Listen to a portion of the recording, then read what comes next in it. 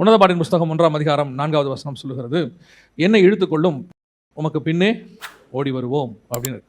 உன்னத பாட்டு என்பது நம்ம எல்லாருக்கும் தெரிந்திருக்கிறபடி மணவாளனுக்கும் மணவாட்டிக்குமான ஒரு உறவை, ஐக்கியத்தை, சபைக்கும் தேவனுக்கும் உள்ளதான ஐக்கியத்தை அது சொல்லுகிறது. குறிப்பாக உன்னதமான அன்பு, தேவனுடைய நேசத்தை நாம் இதில் புரிந்து கொள்ள முடியும். ஒரு பெரிய ஆச்சரியம் என்ன அப்படின்னா, தேவனுடைய அன்பை நீங்கள் புரிஞ்சுக்கணுன்னா, உன்னதமான நேசத்தை புரிஞ்சுக்கணுன்னா, அதுக்கு முன்னாடி பிரசங்கி வந்தால் தான் முடியும். பிரசங்கியை நீங்கள் கிராஸ் பண்ணிங்கன்னா தான் உன்னதமான அன்புக்குள்ளேயே வர முடியும்.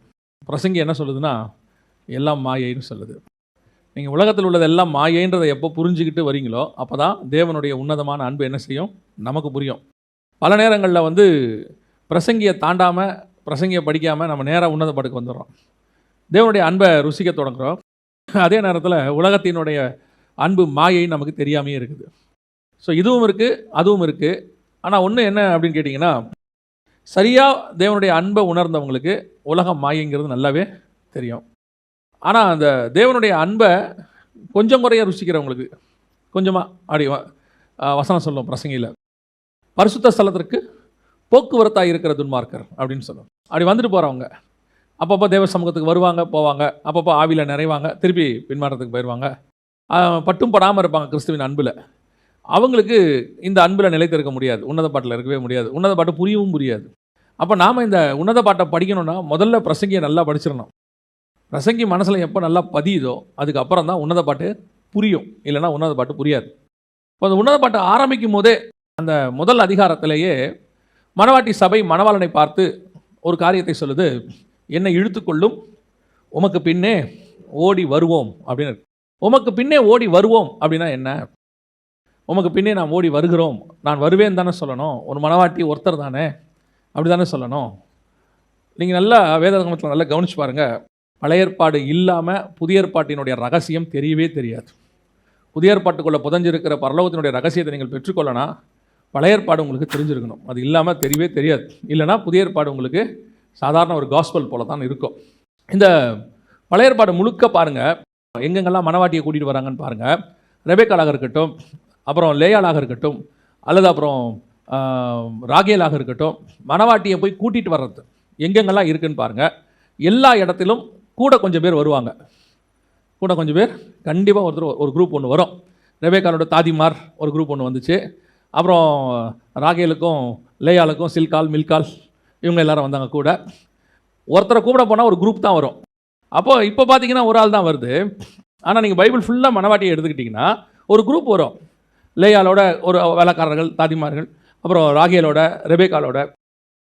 அவன் கூப்பிட போனது ஒரு ஆளை தான், ரெபேக்காளை தான் அவன் கூப்பிட போனான், மணவாட்டியை தான் கூப்பிட போனான். ஆனால் ஒரு மணவாட்டியை நீங்கள் கூப்பிட்டீங்கன்னா பின்னாடி ஒரு குரூப் வரும் அப்படின்னு அர்த்தம். அதுக்கு பின்னாடி ஒரு ஆவிக்குரிய சத்தியம் இருக்கிறது. அதுக்கு தான் அதெல்லாம் கொடுத்து வச்சுருக்கிறாங்க நமக்கு. இப்போ மணவாட்டி சொல்கிறா, என்னை இழுத்துக்கொள்ளும் ஓடி வந்துடுவோம் அப்படின்றது. அப்போ அந்த ஓடி வந்துடுவோம் அப்படின்ற யார்? இப்போ உங்களையுமே என்னையுமே கர்த்தர் இழுத்து கொண்டு இருக்கிறார். இப்போ நம்ம எல்லாருமே வந்திருக்கிறோம் ஆண்டவருடைய சபைக்குள்ளே, சபைனா கட்டடத்துக்குள்ள, அவருடைய சபை என்கிற ஐக்கியத்துக்குள்ளே நம்ம வந்திருக்கிறோம். வந்திருக்கிற நமக்கு ஆண்டவர் நம்மளை மட்டும் கூப்பிட்டாரா? நம்மளை மட்டும்தான் அழைச்சிருக்கிறாரா? நம்மளை மட்டும்தான் ஆண்டவர் பரலோகத்துக்கு கூப்பிட்டுருக்கிறாரா அப்படின்னா இல்லை. நமக்கு பின்னாடி கர்த்தருக்கு ஒரு திட்டம் இருக்கிறது. இங்கே யாருமே ஒருத்தர் வரத்துக்காக ஆண்டவர் கூப்பிடவே இல்லை. ஒவ்வொருத்தருக்கு பின்னாடியும் தேவனுடைய திட்டம் ஒன்று இருக்கிறது. ஒரு ஆளை வச்சு பின்னாடி இன்னொரு குரூப்பை வர வைக்கணுங்கிறது தான் தேவனுடைய திட்டமே. இன்றைக்கி காஸ்பல் அல்லது தேவனை பற்றி பரிமாறிக்கொள்ளுகிற காரியம் வெளியே சொல்கிறது அப்படிங்கிறது போன ஜென்ரேஷனை விட இந்த ஜென்ரேஷனில் குறைஞ்சிருக்குது. அப்போல்லாம் இயேசுவை பற்றி நாங்கள் அறிஞ்ச உடனே முதல் வருஷத்திலே நான் சொல்லுவேன், உடனடியாகவே ஒரு சிலரை நாங்கள் தேவனுடைய ஆலயத்துக்கு கூட்டிகிட்டு வந்திருக்கிறோம், சபைக்கு கூட்டிகிட்டு வருவோம். எங்களுக்கு யாரும் சொல்லவே இல்லை, எங்களுக்கு இப்படி சொல்லுங்கன்னு யாரும் எங்களுக்கு சொல்லிக் கொடுக்கவே கிடையாது. ட்ரைனிங்லாம் கிடையாது. காஸ்பல் ட்ரைனிங்கு, இந்த ஃபயர் கான்ஃபரன்ஸு, அந்த மாதிரிலாம் எங்களுக்கு ஆரம்பத்தில் எதுவுமே கிடையாது. எங்களுக்கு ஆண்டவரை பற்றி அறிஞ்ச உடனே, அதான் பவுல் சொல்கிறார் இல்லையா, கிறிஸ்துவின் அன்பு என்னை நெருக்கி ஏவுகிறது. நமக்குள்ளே வந்த உடனே அதை யாருக்கிட்டையாவது சொல்லணுங்கிறதான ஒரு எண்ணம் வரும். அப்படி வந்தால் தான் நீங்கள் ரட்சிக்கப்பட்டிருக்கீங்கன்னே அர்த்தம். ஏன் அப்படி ரட்சிக்கப்பட்டிருக்கீங்க அப்படின்னா என்ன அர்த்தம்னா, ஒரு மனிதன் ரட்சிக்கப்பட்ட உடனே அவனுக்குள்ள ரட்சிப்பின் சந்தோஷம்னு ஒன்று வரும். இந்த ரட்சிப்பின் சந்தோஷத்தினுடைய சுபாவம் என்ன அப்படின்னு கேட்டிங்கன்னா, நம்ம ஆத்மாவுக்கு ஒரு சுபாவம் இருக்குது. அதோட சுபாவம் என்னென்னா, அது எந்த ஒரு விஷயத்தையுமே தான் வச்சுக்கொள்ளாது, யாருக்கிட்டையாவது பகிர்ந்து கொள்ளும். இது ஆண்டவர் அப்படி தான் டிஃபால்ட்டாகவே டிசைன் பண்ணியிருக்கிறார். நீங்கள் உலக பிரகாரமாயும் பாருங்கள், நீங்கள் ஒரு நல்ல விஷயத்தை பார்த்தீங்க, போனீங்க, வாங்குனீங்க அப்படின்னா உங்களை அறியாமலேயே அடுத்து பேசுகிறவங்க கிட்ட அதை பற்றி ஷேர் பண்ணுவீங்க. மார்க்கெட்டிங்கில் இதுக்கு வந்து 1-to-1 மார்க்கெட்டிங்னு பேர், இல்லைனா மவுத் மார்க்கெட்டிங்னு சொல்லுவாங்க. இதுதான் இருக்கிறதுல எஃபெக்டிவ். ஏன் எஃபெக்டிவ் அப்படின்னா, இப்போ நீங்கள் டிவியில் பார்க்குற விளம்பரம், அப்புறம் வழியில் பார்க்குற போர்டு, அப்புறம் போஸ்டர்ஸு, இது எல்லாமே செலவு பண்ணி பண்ணுறது. அதை வந்து அவங்க பர்பஸாக அந்த இடத்துல வைக்கணும். அங்கே வச்சா தான் ஜனங்க பார்ப்பாங்க. அப்போ தான் ஜனங்க பார்த்துட்டு நம்மளை ப்ராடக்டை வாங்குவாங்க. டிவியில் இந்த நேரத்தில் போடணும், இந்த நேரத்தில் நியூஸுக்கு நடுவில் போடணும், சில ப்ரோக்ராமுக்கு நடுவில் போடணும், ஈவினிங்கில் போட்டால் ஜனங்க பார்ப்பாங்க. இப்படி நிறைய க்ரைட்டீரியாஸ் இருக்குது. இதெல்லாம் அவங்க சர்வே பண்ணி தான் அந்த ஒரு விளம்பரத்தை உங்ககிட்ட கொண்டு வந்து ரீச் பண்ணுறாங்க. ஆனால் இது எதுவுமே இல்லாமல், செலவே இல்லாமல், டைம் பார்க்காம, சர்வே பண்ணாமல் ரீச் பண்ணுற ஒரே விஷயம் எதுன்னு கேட்டிங்கன்னா, நீங்கள் நல்ல ப்ராடக்ட்டை கொடுத்துட்டிங்கன்னா வாங்கிட்டு போகிறவன் தானாகவே அதை பற்றி இன்னொருத்தர்கிட்ட சொல்லுவான். அவன் ப்ராடக்ட் அவன் கரெக்டாக கொடுத்தா உங்களை அறியாமலேயே நீங்கள் அதை சொல்ல தொடங்குறீங்க. ரொம்ப சீப்பாக இருக்குது, நல்லா இருக்குது, குவாலிட்டியாக இருக்குது அப்படின்னு சொல்ல தொடங்குறீங்க. இதுக்கு பேர் தான் மவுத் மார்க்கெட்டிங், 1-to-1 அப்படின்னு சொல்லுவாங்க. இந்த மார்க்கெட்டிங்கினுடைய முதல் இதை எங்கே பார்க்கலான்னு கேட்டிங்கன்னா, பைபிளில் தான் நீங்கள் இதை பார்க்க முடியும். காஸ்பல் அப்படின்னு நம்ம சொல்கிறோம் இல்லையா? காஸ்பல் அப்படின்னா கோ ஸ்பெல், போய் சொல்லு அப்படின்னு அர்த்தம். அதுக்கு பேர் தான் காஸ்பல். இது ஒவ்வொருத்தர் மேல் விழுந்த கடமை. இந்த கடைசி காலத்தில் உங்கள் அத்தனை பேர் மேலே, நம்ம அத்தனை பேர் மேலேயும் விழுந்த கடமைகளில் ஒன்று என்னன்னு கேட்டிங்கன்னா காஸ்பல், போய் என்று சொல்கிறது. கர்த்தர் ஏன் நம்மளை இழுத்துருக்கிறாரு? நான் மட்டும் ஓடி வந்து உட்கார்றதுக்கா அப்படின்னு கேட்டிங்கன்னா இல்லை. நமக்கு பின்னாடி கர்த்தர் 2-3 ப்ராசஸ் வச்சுருக்கிறார். நம்ம ஒரு ஆள் வழியாக ஆண்டவர் நிறைய விஷயங்களே வச்சுருக்கிறார். நம்ம ஒரு அந்திரேயாவை கூப்பிட்டார், அவன் போய் பேதுருவை கூட்டிகிட்டு வந்துட்டான். பேதுருவை போய் கூப்பிட்டாரு, அவன் ரட்சிக்கப்பட்டு 3000 பேரை கூப்பிட்டு வந்துட்டான், 5000 பேரை கூட்டிகிட்டு வந்துட்டான். இதுதான் கர்த்தருடைய திட்டம். ஆண்டவர் ஒருத்தரை வச்சு அதுக்கு பின்னாடி அநேக பிளான்ஸ் வச்சுருக்கிறார். அதுதான் என்னை இழுத்துக்கொள்ளும், ஓடி வந்துடுவோம் அப்படின்னு இருக்கு. இன்றைக்கி கடைசி காலத்தில் எதுக்காக ஒன்று அழைச்சி கொண்டு வந்திருக்கிறார் ஆண்டவர் உங்களை அப்படின்னா, உங்களுக்கு பின்னாடி தேவனுடைய திட்டம் ஒன்று இருக்கிறது. வேதாகமத்தில் வாசித்து பாருங்கள். நான் ஒரு சம்பவத்தை நம்ம இன்றைக்கி எடுத்து வாசிப்போம். எனக்கு இந்த இழுத்துக்கொள்ளும்னு சொன்ன உடனே எனக்கு ஞாபகத்துக்கு வந்த ஆண்டவர் உணர்த்தின அந்த சம்பவம் அதுதான். அது உள்ள நிறைய பொக்கிஷங்கள் ஆண்டவர் வச்சிருக்கிறார். யோவான் எழுதின சுவிசேஷம் 11ஆம் அதிகாரம். நம்ம அந்த 11ஆம் அதிகாரத்தில் ஒரு சம்பவம் இருக்குது. நம்ம எல்லாருக்கும் தெரியும், ஒரே சம்பவம் தான் இருக்குது அந்த 11ஆம் அதிகாரத்தில். என்னென்னு கேட்டிங்கன்னா, மார்த்தாள் மரியாள் லாசரு சம்பவம் இருக்குது. நம்ம எல்லாருக்கும் தெரியும். இந்த மார்த்தாள் மரியாள் லாசரு சம்பவத்தில் ஆண்டவர் 3 விதமானவர்களை இழுக்கிறார் உள்ள. அந்த எப்படி செயின், ஒரு லிங்க் ஆண்டவர் வைக்கிறாருன்றதான் நம்ம இன்றைக்கி பார்க்க போகிறோம். அந்த லிங்கில் தான் நீங்களும் நானும் இருக்கிறோம். நீங்களும் நானுமே அதை ஃபாலோ பண்ண வேண்டியவங்களாக தான் இருக்கிறோம். சபைக்குள்ளே வருகிறோம், விசுவாசிகளாக இருக்கிறோம். 10 வருஷம் விசுவாசி, 15 வருஷம் விசுவாசி. ஆனால் நாம் இந்த ப்ராசஸ், கர்த்தரத்தில் ஒரு திட்டம் இருக்கிறது, ஹெவன்லி பிளான். இப்போ நீங்கள் MLMலாம் சொல்கிறீங்க இல்லையா? ஒரு ஆளை பிடிக்கிறாங்க, பிடிச்சி அவங்ககிட்ட சொல்கிறாங்க 4 பேரை கூட்டிகிட்டு வாங்கன்றாங்க. அந்த 4 பேர்கிட்ட சொல்கிறாங்க 4 பேரை கூட்டிகிட்டு வாங்கன்றாங்க. இப்படி 4 பேராக அது அப்படியே எல்லைகள் பெரிதாகி அவங்க பல நாடுகளுக்கு பரவுறாங்க. MLMனு சொல்லுவாங்க, அதுக்கு பேர் மல்டி லெவல் மார்க்கெட்டிங்பாங்க. அதே மாதிரி தான். ஆனால் இது வந்து ஃபஸ்ட்டு எங்கே இருக்குன்னா பைபிளில் இருக்குது. ஆண்டவர் ஒரு ஆளை தான் பிடிக்கிறார். இப்போ பாருங்கள், இந்த 11ஆம் அதிகாரம், யோவான் எழுதின சுவிசேஷம் 11ஆம் அதிகாரத்தில் பாருங்கள், முதல் ஆளை கர்த்தர் எப்படி பிடிக்கிறார்னு பாருங்கள். 20வது வசனம் வாசிங்க பார்ப்போம். இயேசு வருகிறார் என்று மார்த்தாள் கேள்விப்பட்ட போது அவருக்கு எதிர்கொண்டு போனால், இதுதான் ஃபஸ்ட்டு கீ. ஆண்டவர் கூப்பிடுறது முதல் கீ என்னன்னா, ஒரு சவுண்டை உங்களுக்கு கேட்க பண்ணுறாரு. மார்த்தாளுக்கு கேட்குற அளவுக்கு ஒரு விஷயத்தை சொல்கிறார். யோசித்து பாருங்க, ஆண்டவர் வர்றதே மார்த்தாள் மரியாள் வீட்டில் ஒரு அற்புதத்தை செய்யத்தான் வரார். வர ஆண்டவர் முதல்ல என்ன பண்ணியிருக்கணும், ஒரு ஆளை அனுப்பி, நான் வந்துட்டுருக்கிறேன், நான் என்ன செய்கிறேன், மார்த்தாள் மரியாள் வீட்டுக்கு வந்துட்டுருக்கிறேன். நம்ம எப்போவுமே யார் வீட்டுக்காவது வரணும் முதல்ல இன்ஃபார்ம் பண்ணிடுவோம், ஒரு இன்ஃபார்ம் பண்ணிடுவோம். ஏன்னா அவங்க ரெடி ஆகிறதுக்கு, அப்போ தான் அவங்க வந்து நம்மளை ரிசீவ் பண்ணுறதுக்கு ரெடி ஆவாங்க. அப்போ வாங்க, நல்லா கவனிச்சு பாருங்கள். இப்போ இயேசு கிறிஸ்து வராரு, வரத்துக்கு முன்னாடி மரியாள்கிட்டையோ மார்த்தாள் வீட்டுக்கோ சொல்லி அனுப்பலை. இத்தனைக்கும் அவர் வந்து துக்க வீட்டுக்கு வராரு, வரப்போகிறோம் அப்படின்னு சொல்லிட்டா தான் அவங்க இருப்பாங்க. இதான் ஒரு இன்ஃபர்மேஷன். ஆனால் எந்த இன்ஃபர்மேஷனும் செய்யல. ஆனால் இயேசு அவள் கேள்விப்படும்படி ஒரு காரியத்தை செய்கிறார். என்ன செய்கிறாரு, அவர் வருகிறார் என்பது அவளுக்கு கேள்விப்படுகிறது, தெரிவிக்கப்படுகிறது. ஆனால் அவளுக்கு நேரடியாக சொல்லப்படலை, அவள் அதை கேள்விப்படுகிறாள். அதான் ரொம்ப முக்கியம். இதுதான் ஃபர்ஸ்ட் ஆண்டவர் நம்மளை இழுத்தது. பல நேரங்களில் பர்டிகுலராக நமக்கு அழைப்பு வந்து, நமக்கிட்ட வந்து காஸ்பல் வந்து ஆண்டவர் யார் மூலமாக தான் அனுப்புகிறார், அதை நம்ம கேள்விப்படுறோம். இதுதான் ஃபஸ்ட்டு நம்மளை இழுக்கிறது, கர்த்தருடைய சவுண்ட் அப்படின்னு நம்ம சொல்கிறோம். ஆண்டவர் யாரை அனுப்புகிறாரு, எப்படி அனுப்புகிறாரு, எங்கே வருது நம்ம சொல்ல தெரியுமா? ஆக்சிடெண்ட்டாக அவர் எனக்கு ஒரு நாள், நான் ஒருத்தரை பார்த்தேன், அவர் எனக்கு காஸ்பல் சொன்னார். ஒரு நாள் பார்த்தேன், திடீர்னு ஒரு ட்ராக்ஸ் இருந்துச்சு, அதை எடுத்து படித்தேன், அதில் நான் ஆண்டவரை ஏற்றுக்கொண்டேன். எத்தனை பேருக்கு சாட்சி இருக்குது? திடீர்னு நான் வழியில் ஒருத்தரை பஸ்ஸில் பார்த்தேன், அவர் எனக்கு இயேசுவை பற்றி சொன்னார். இந்த திடீரே ஆண்டவர்கிட்ட கிடையாது. ஆண்டவருடைய பிளானில் என்ன கிடையாது? திடீர், ஆக்சிடென்ட்டு, தற்செயலாய், எதிர்பாராத விதமாய் இப்படிங்கிற வேர்டே கர்த்தர்கிட்ட கிடையாது. ஏன்னா கர்த்தர்கிட்ட அந்த எதிர்பாராத விதம் அப்படின்னு இல்லை, அவர் எல்லாருமே அவருக்கு எதிர்பார்த்தது தான், அவருக்கு தெரியும். ஆண்டவர்கிட்ட திடீர்னு ஒன்று கிடையாது, ப்ரீ பிளான்டு எல்லாமே. ஆண்டவர்கிட்ட எல்லாமே ப்ரீ பிளான். அதே மாதிரி ஆக்சிடென்ட் நம்ம சொல்கிறோம்ல, விபத்து திடீர்னு நடந்துருச்சு அப்படிலாம் ஆண்டவர்கிட்ட ஒன்று கிடையவே கிடையாது. அவருக்கு போகும்போதே தெரியும், இங்கேருந்து போகும்போதே தெரியும் அவன் போனால் அந்த ஊரில் நம்மளை அடிப்பான், கல்லெறிவான், ஏற்றுக்கொள்ள மாட்டான், எல்லாம் ஆண்டவருக்கு தெரியும். ஏன்னா காலையிலே பிதா அவருக்கு சொல்லிட்டாராமா. அப்படி தான் வசனம் சொல்லுது, ஏசாயா 50:4 சொல்லுது. அதிகாலையே அவருக்கு எல்லாத்தையும் சொல்லிடுவாராமா. அவர் பவுலுக்கே தெரியுது பாருங்களேன், நம்ம போவேனா, காத்தடிக்குது, நம்ம கப்பல் சேதம் வரப்போகுது அப்படிங்கிறார். இல்லை நாங்கள் போவோங்கிறான், சரி வா போவோம், நான் கூட அந்த அளவு பழைக்கிறீங்களான்னு பார்ப்போம் அப்படின்னு கூட போகும்போது சொல்கிறான், கப்பல் சேதம் தான் வரும், என்ன வராது, உயிர் சேதம் வராது. இந்த ஆக்சிடென்ட்னு இது வந்து எப்படி பவுலுக்கு ஆக்சிடென்ட் ஆகும்? இப்போ திடீர்னு கப்பல் உடையுது, பவுல் என்ன சொல்வார், என்னப்பா திடீர்னு ஆக்சிடென்ட் ஆயிடுச்சு அப்படியே சொல்வார்? அவர் சொல்வார், நான் ஏற்கனவே உனக்கு சொன்னேன் தானே, இப்படி நடக்கணும்னு உனக்கு சொன்னேன் தானே. இதுதான் நமக்கு முன்னாடியே ப்ரீ பிளான். அப்போ பவுலுக்கே எப்படி இருக்குன்னா கர்த்தருக்கு ப்ரீ பிளான்டு, எல்லாமே தெரியும். உங்கள் வாழ்க்கையிலும் சரி, எது ஒன்றுமே ஆக்சிடென்ட்னு நினைக்கவே நினைக்காதீங்க, இப்படி ஒன்று நடக்கும்னு நினைக்கவே நினைக்காதீங்க. ஒரு பெரிய ஊழியருக்கு ஒரு காரியத்தை ஆண்டவர் சொன்னாராம், உன் வண்டியை மாற்று அப்படின்னாராமா. உன் வண்டியை நீ என்ன செய்ய மாற்று அப்படின்னாராமா. அப்போ அந்த பெரிய ஊழியர் வந்து, இல்லை ஆண்டவரே வண்டியை மாற்றினா யாராவது ஏதாவது சொல்லுவாங்க, இது அவரே அந்த பெரிய ஊழியர் சொல்லியிருக்கிற சாட்சி. இப்போ அந்த பெரிய ஊழியர் இல்லை, அவருடைய வீடியோ சாட்சி இருக்குது. அதில் அவர் சொல்கிறார், இல்லை ஆண்டவரே நான் வண்டியை வந்து நான் மாற்றலை, வேண்டாம், பார்த்தா ஏதாவது எல்லோரும் சொல்லுவாங்க அப்படின்னு. ஆண்டவர் சொன்னார், இல்லை நீ மாற்று. ஒரு தடவைக்கு 3 தடவை சொன்னாராம். கடைசியாய் ஒரு ஆக்சிடெண்ட், அந்த ஆக்சிடெண்ட்டில் அவருடைய மகள் இறந்து போனால் அவருக்கு மகந்த சேதமடைந்தது. அவர் அந்த மெசேஜில் சொல்கிறார், கர்த்தர் எனக்கு முன்பதாகவே எல்லாவற்றையும் சொல்லியிருந்தார், நீ மாற்று, உனக்கு பெரிய சேதம் வரும்னு. நான் மனுஷங்களை பார்த்துக்கிட்டு யாராவது ஏதாவது சொல்லுவாங்களே நினச்சிக்கிட்டு நான் மாற்றாமல் விட்டுட்டேன். அது விளைவு இன்றைக்கி நான் என்ன செஞ்சுட்டேன், என் பிள்ளையை நான் இழந்துட்டேன். ஆண்டவர் வந்து சில காரியங்களை சொல்லும்போது நம்ம செய்யணும். அப்போ தேவன் நமக்கு ஆக்சிடென்ட் கொடுக்க விரும்பலை, ஆக்சிடென்ட்டுக்கு முன்னாடியே கர்த்தர் அதை நமக்கு தெரியப்படுத்துகிறார். காடோடைய பிளானில், நமக்கு ப்ரீ பிளானில் எல்லாத்தையும் சொல்ல விரும்புகிறார். நாம தான் பல நேரங்களில் அதற்கு செவி சாய்க்க மாட்டேங்கிறோம். அப்படி தான் உங்களுக்கு சொல்லப்பட்ட காஸ்பலாக இருக்கட்டும், நீங்கள் இங்கே வந்ததாக இருக்கட்டும், உங்கள் வாழ்க்கையில் நடக்கிற சம்பவங்களாக இருக்கட்டும், எது ஒன்றுமே ஆக்சிடென்ட் கிடையாது. உங்கள் வாழ்க்கையில் நடக்கிற எதுக்கு பின்னாடியும் ஆக்சிடென்ட் ஒன்று கிடையாது, ப்ரீ பிளான், கர்த்தருக்கு தெரியும். ஆனால் அதை கேள்விப்படுகிற இடத்துல நீங்கள் இருக்கிறீங்களான்றது தான் கேள்வி. ஆண்டவர் உங்களுக்கு சொல்கிற இடத்துல, கேட்குற இடத்துல நம்ம இருக்கிறோமா?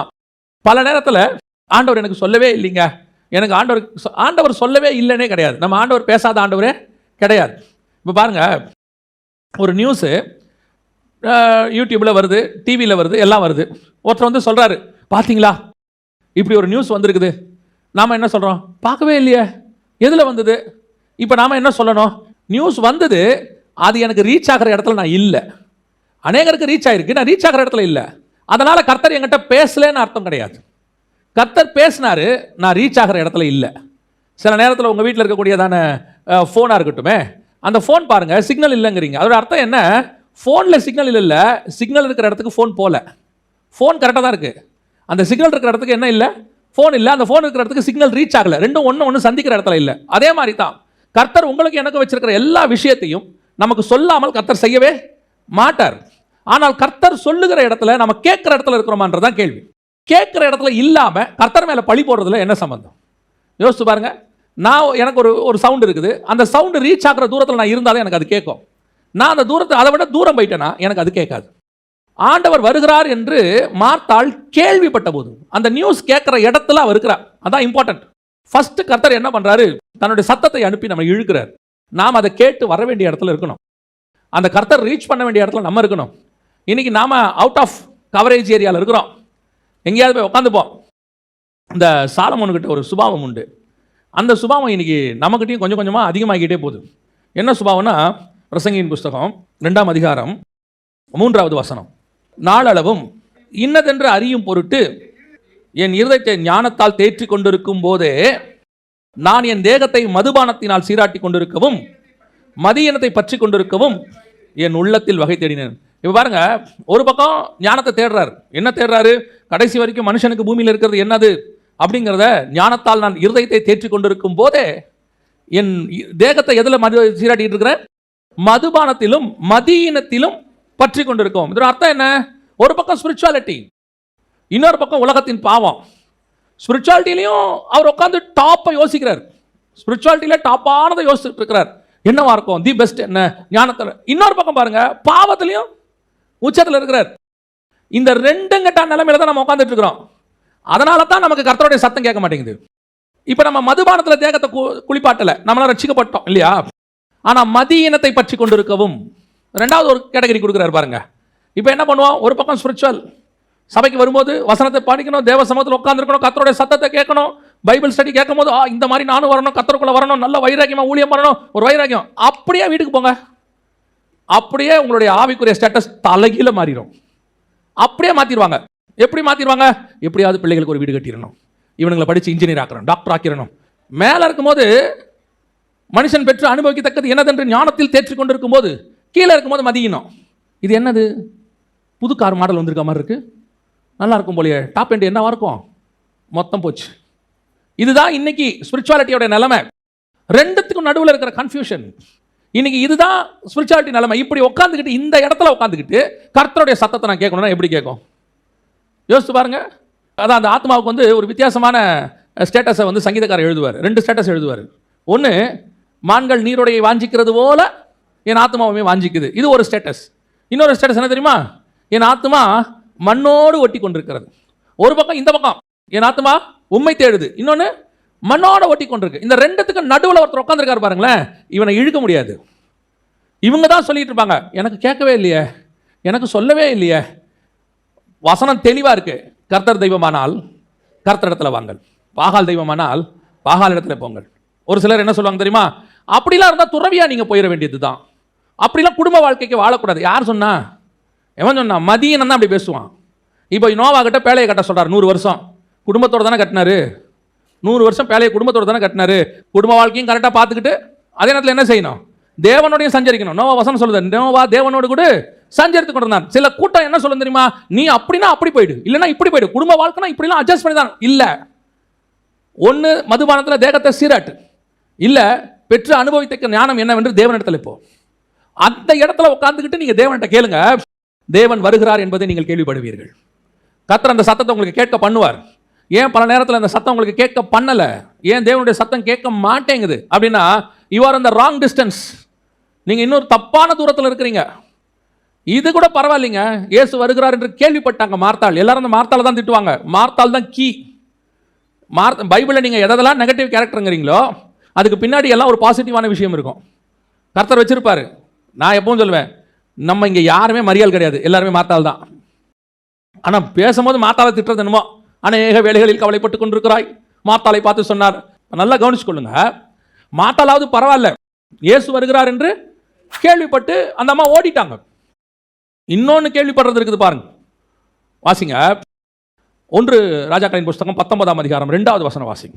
அப்பொழுது யெசபேல் எலியாவினிடத்தில் ஆள் அனுப்பி, அவர்களில் ஒவ்வொருவனுடைய பிராணனுக்கு செய்யப்பட்டது போல நான் நாளை இந்நேரத்தில் உன் பிராணனுக்கு செய்யாதே போனால் தேவர்கள் அதற்கு சரியாகவும் அதற்கு அதிகமாகவும் எனக்கு செய்ய கடவர்கள் என்று சொல்ல சொன்னாள். அவனுக்கு அது தெரிந்த போது, இப்ப கேட்கறது ராங் நியூஸ். இயேசு வருகிறார் என்பது குட் நியூஸ், சாவு வருதுங்கிறது பேட் நியூஸ். இதை கேள்விப்பட்ட போது இன்னைக்கு ஒரு கூட்டம் இதுக்கு தான் உட்காந்துருக்கு, பேட் நியூஸ். நமக்கு ஒரு பக்கம் குட் நியூஸ் வந்துட்டு இருக்குது, காஸ்பல் நற்செய்தி, இயேசு வருகிறார். இதை ஒரு நியூஸ் கேட்காது, இதை ஒரு நியூஸ் கேட்கவே கேட்காது. இன்னொன்று இருக்கு, அது எதை பேசியிருக்கோம் தெரியுமா? என்னங்க உடம்பே முடியல, சீக்கிரம் சாவு வந்தால் நல்லா இருக்கும். இது காதல், இது மட்டும்தான் விழுந்துட்டே இருக்கும். சிலர் பேசும்போது நம்மகிட்ட என்ன சொல்லுவாங்க பாருங்க, செய்தி பார்த்தீங்களா இப்படி ஆயிடுச்சு, செய்தி பார்த்தீங்களா அப்படி ஆயிடுச்சு. அது நடக்கட்டும். இயேசு தெளிவாக சொல்றார், யுத்தங்களின் செய்திகளையும் கேள்விப்படுவீர்கள். நீங்க என்ன பண்ணுங்க? கலங்காதபடிக்கு எச்சரிக்கையாயிருங்க. நீங்க பயப்படாதீங்க, அது பாட்டு நடந்துட்டு போட்டும். அது நடக்கிறது நடக்க வேண்டியதே, அது ஒன்றும் செய்ய முடியாது. உலகம் இப்படித்தான் போகும். ஆனால் இந்த நியூஸை கேட்டு நீங்க பயந்து ஓடினீங்கன்னா என்ன ஆகும்? நாம கேட்க வேண்டிய நியூஸ் எது தெரியுமா? இயேசு வருகிறார் என்று கேள்விப்பட்ட போது, இயேசு வருகிறார், அவ்வளோதான். அதை தான் கேள்விப்பட்டுட்டே இருக்கணும். அந்த கேள்விப்படுற இடத்துல தான் நீங்கள் நானும் இருக்கணுங்கிற first the word of God உங்களை இழுக்கும். எதுக்காக மார்த்தாளுக்கு இதை கேள்விப்பட பண்ணினார்? ஏன் சொல்லி அனுப்பாம இப்படி கேள்வி பண்ண பண்ணினார் அப்படின்னா, அது வந்து ஒரு ப்ராசஸ். இப்போ கேள்விப்பட்ட உடனே மார்த்தாள் என்ன செஞ்சாங்களாமா? எதிர்கொண்டு போனா, நேராக போயிட்டாங்க. அந்த மாட்ட ஒரு ப்ளஸ் பாயிண்ட் என்ன தெரியுமா? கன்ஃபர்மேஷன். சரிதானா? இயேசு வராருன்னு சொன்னாங்களே, இது கரெக்ட் தானா, இந்த நியூஸ் கரெக்ட் தானா அப்படின்னு கரெக்ட் பண்ணிப்பாங்க. நேராக பார்க்க போயிட்டாங்க. மார்த்தாளை வர வைக்கணும், அதுக்கு தான் இந்த சவுண்டே ஆண்டவர் கொடுத்தது. கிட்ட வர வைக்கணும். வா மார்த்தாள், இங்கே வந்து பார்த்துட்டு போ. அதோட பெரிய விஷயம் என்ன தெரியுமா? இயேசு கிறிஸ்து ஊருக்குள்ளேயே வரமாட்டார். வசனம் சொல்லும், மார்த்தாளை அவர் எங்கே சந்தித்தாரோ அங்கேயே அவர் நின்று கொண்டிருந்தார். வரவே மாட்டார், அங்கேயே இருப்பார். ஜஸ்ட் வேர்டை மட்டும் அனுப்பி விட்டுட்டார். உள்ள சவுண்டு போயிருச்சு. அந்த சவுண்டு மார்த்தாளுடைய காதுக்கு போயிருச்சு. போன உடனே அவர் நினைச்ச ஃபர்ஸ்ட் ப்ராசஸ் ஓவர். மார்த்தாள் வந்துட்டாங்க. இதுக்கு தான் அதை சொல்லி அமிச்சேன் நான், உனக்கு கேட்க பண்ணேன். இப்போ நம்ம எல்லாம் வந்துட்டோம், ஆண்டவருக்குள்ளே வந்தாச்சு. இப்போ எதுக்கு வர வச்சாரு அப்படின்னு கேட்டிங்கன்னா, இங்கே தான் ரெண்டாவது ப்ராசஸ் ஆரம்பிக்குது. என்னை இழுத்துக்கொள்ளும் ஓடி. இப்போ அந்த ஓடி வந்துடுவோம்ல ரெண்டாவது ப்ராசஸ். வாசிங்க, யோவான் எழுதின சுவிசேஷம் 11ஆம் அதிகாரம் 28வது வசனம் வாசி. இவைகளை சொன்ன பின்பு அவள் போய் தன் சகோதரியாகிய மரியாளை ரகசியமாய் அழைத்து. ரெண்டாவது அழைப்பு தான். ஃபர்ஸ்ட் மார்த்தாளுக்கு சவுண்டு. ஏன் மார்த்தாளை கூப்பிட்டார் தெரியுமா? மார்த்தாளை வச்சு தான் யாரை கூப்பிடணும்? மரியாளை கூப்பிடணும். ரகசியமாய் அழைத்து. ரகசிய அழைப்பு தான், ரகசிய வருக. ரகசிய அழைப்பு கொடுக்குறாரு. உன்னை போதகர் அழைக்கிறார். செகண்ட், என்னை இழுத்துக்கொள்ளும். ஏன் உங்களை என்னையும் கூப்பிட்டுருக்கிறார் தெரியுமா? உங்களை என்னையும் கூப்பிட்டா நீங்களும் நானும் கூட்டிகிட்டு போய் வந்து சபையில் உட்காந்து 10 வருஷமா ஆண்டவர் என்னை கூப்பிட்டாரு, 10 வருஷத்துக்கு முன்னாடி ரட்சித்தாரு, கர்த்தர் எனக்கு நன்மையை செஞ்சார், வீடு கொடுத்தாரு. அதுக்கு இல்லை, உங்களை என்னையும் அனுப்பி மரியாதை கூப்பிடணும். இன்னொரு ஆளை என்ன செய்ய வேண்டியிருக்குது? கூப்பிட வேண்டியிருக்கு. அந்த ஆள் யார் தெரியுமா? அது வராது, அது வீட்டிலே தான் இருக்கும். அந்த வாசி பாருங்க, 11ஆம் அதிகாரம் 20வது வசனம். இயேசு வருகிறார் என்று மார்த்தாள் கேள்விப்பட்ட போது அவருக்கு எதிர்கொண்டு போனாள். மரியாளோ வீட்டிலே உட்கார்ந்திருந்தாள். இந்த வீட்டில் உட்காந்துருக்கிற குரூப் ஒன்று இருக்குது பாருங்க. இந்த குரூப்புக்கு சொல்றதுக்கு தான் உங்களை என்னையுமே கூப்பிட்டாரு. மார்த்தாளை எதுக்கு கூப்பிட்டாரு? மார்த்தாள் வந்துடும். ஆனா இந்த மார்த்தாளை வச்சு தான் உட்காந்துருக்கிற குரூப்பை கூப்பிட முடியும். அது வராது, அது வீட்டில் உட்காந்துருக்கோம். அதுதான் சபை. சபை இருக்கிற இடத்துக்கெல்லாம் போகாது. சபை இருக்கிற இடத்துக்கு தான் கர்த்தர் மெசேஜ் அனுப்பி விடுவார். மார்த்தாளுக்கு மெசேஜ் கிடையாது, அவளே கேள்விப்பட்டு வரணும். ஆனால் மரியாளுக்கு பர்டிகுலராக மெசேஜ், போதகர் உன்னை அழைக்கிறார் என்று சொன்னார். இதுதான் சபைக்கு கர்த்தர் கொடுக்குற மெசேஜ். இந்த உங்களை என்னையும் எதுக்கு ஆண்டவர் கூப்பிட்டார் தெரியுமா? உங்களை என்னையும் கூட்டிகிட்டு ஒரு குரூப்புக்கு கொண்டு போய் செய்தி சொல்வதற்கு. உங்கள் மூலிமா, ஏன் மூலியமாக தான் கர்த்தர் ஒரு குரூப்புக்கு அழைப்பு கொடுக்க முடியும். எந்த குரூப்பு? அது உட்காந்துருக்கிற குரூப். அது வீட்லேயே உட்காந்துருக்கோம். இந்த குரூப்புக்கு ஆண்டவர் சொல்லி அனுப்புகிறாரு. யார் கூப்பிட்டது? போய் உட்காந்து தேவ சமூகத்தில் இருக்கக்கூடியதான சபைக்கு ஆண்டவர் சொல்கிறாரு, உன்னை போதகர் அழைக்கிறார். இதுதான் ஒருத்தர் மூலமா இன்னொருத்தரை இழுத்து கொள்ளுதல். ஃபஸ்ட்டு சவுண்டின் மூலமாக மார்த்தாளை இழுத்தாரு. இப்போ மார்த்தாள் வழியாக என்ன செய்கிறாரு? மரியாளை இழுக்கிறார். நீ வா, உன்னை கூப்பிட்றாரு ஆண்டவர். இந்த மரியாள் யாருன்னு கேட்டிங்கன்னா, வீட்டில் உட்காந்துருக்கிற சபை. ஆனால் இந்த சபை எந்த சபைக்கு இந்த அழைப்பு கொடுக்கப்படும் தெரியுமா? வீட்டில் இருக்கிற எல்லாருக்கும் ஆண்டவர் இதை சொல்கிறாரா? வீட்டில் உட்காந்துருக்கிற எல்லாரையும் கர்த்தர் கூப்பிட்றாரா அப்படின்னா இல்லை. இந்த மரியாளுக்கிட்ட ஏற்கனவே ஒரு குவாலிட்டி இருந்துச்சு. அவளுக்கு தான் இந்த அழைப்பு கொடுக்கப்படும். நல்லா கவனிச்சுக்கொள்ளுங்க. வீட்டில் உட்காந்துருக்கிற எல்லா ஆட்களுக்கும் இந்த அழைப்பு கொடுக்கப்படாது. யாருக்கு இந்த அழைப்பு கொடுக்கப்படும்? வாசிங்க, லூக்கா எழுதின சுவிசேஷம் 10ஆம் அதிகாரம் 39வது வசனத்தை வாசி. இயேசுவின் பாதத்தருகே உட்கார்ந்து அவருடைய வசனத்தை கேட்டுக்கொண்டிருந்தால். யாருக்கு இந்த அழைப்பு பிரத்யேகமாக போகும்? ஸ்பெஷலாக போகும். ரகசிய அழைப்பது. அவர் உன்னை அழைக்கிறார் என்று ரகசியமாய் அழைத்து, பர்டிகுலராக யாருக்கும் சொல்லாததை உங்ககிட்ட சொல்லுவார். யாருக்கும் கொடுக்கப்படாத அழைப்பு உனக்கு கொடுக்கப்படும். யாருக்கும் கொடுக்கப்படாத எச்சரிப்பு உனக்கு தான் கொடுக்கப்படும்.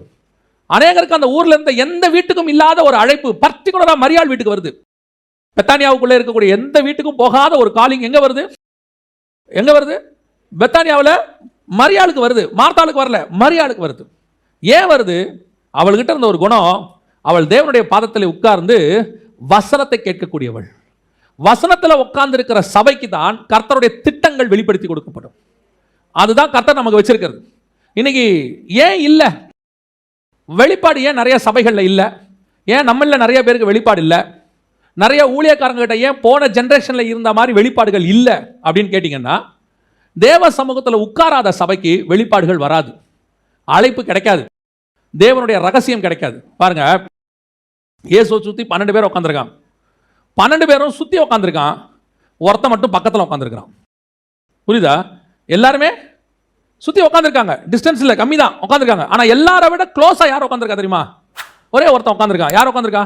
யோவான் உட்காந்துருக்கான். அவனுக்கு தான் வெளிப்படுத்தின விசேஷம் கிடைக்குது. அவனுக்கு தான் தேவனுடைய திட்டம் கிடைக்குது, ரகசியம் கிடைக்குது. கர்த்தர் சொல்ல வேண்டியது அவங்ககிட்ட தான் சொல்றார். கர்த்தர் யாருக்கிட்ட சொல்வாரு? எல்லாருமே அங்கே சீஷர்கள் தானே. பட் இவனுக்கு மட்டும் என்னங்க ஸ்பெஷல் குவாலிட்டி? எல்லாருமே இத்தனைக்கும் பிரதான சீஷன் உட்காந்துருக்கிறாரு, 3 பேர் உட்காந்துருக்கிறாங்க. இவங்க அத்தனை பேருக்கும் இல்லாதது ஏன் இவனுக்கு மட்டும் கொடுக்கப்படுது? இவன் எப்பொழுதும் தேவனுடைய பாதத்துக்கு பக்கத்தில் உட்கார்ந்து இருக்கிறவன், கிட்ட நெருக்கத்தில் இருக்கிறவன். ஃபர்ஸ்ட் இந்த சவுண்ட் இருக்கு பாருங்க, அது கேட்குற டிஸ்டன்ஸ். ஆனால் ரகசியம் வாங்கணும்னு வச்சுக்கோங்களேன், அது கேட்குற டிஸ்டன்ஸில் இருக்கக்கூடாது, யாருக்கும் கேட்காத டிஸ்டன்ஸில் இருக்கணும். நான் சொல்லுறது புரியுதா? ஒரு சவுண்ட் உங்களுக்கு கேட்கணும்னா நீங்கள் கேட்குற டிஸ்டன்ஸில் இருக்கணும்.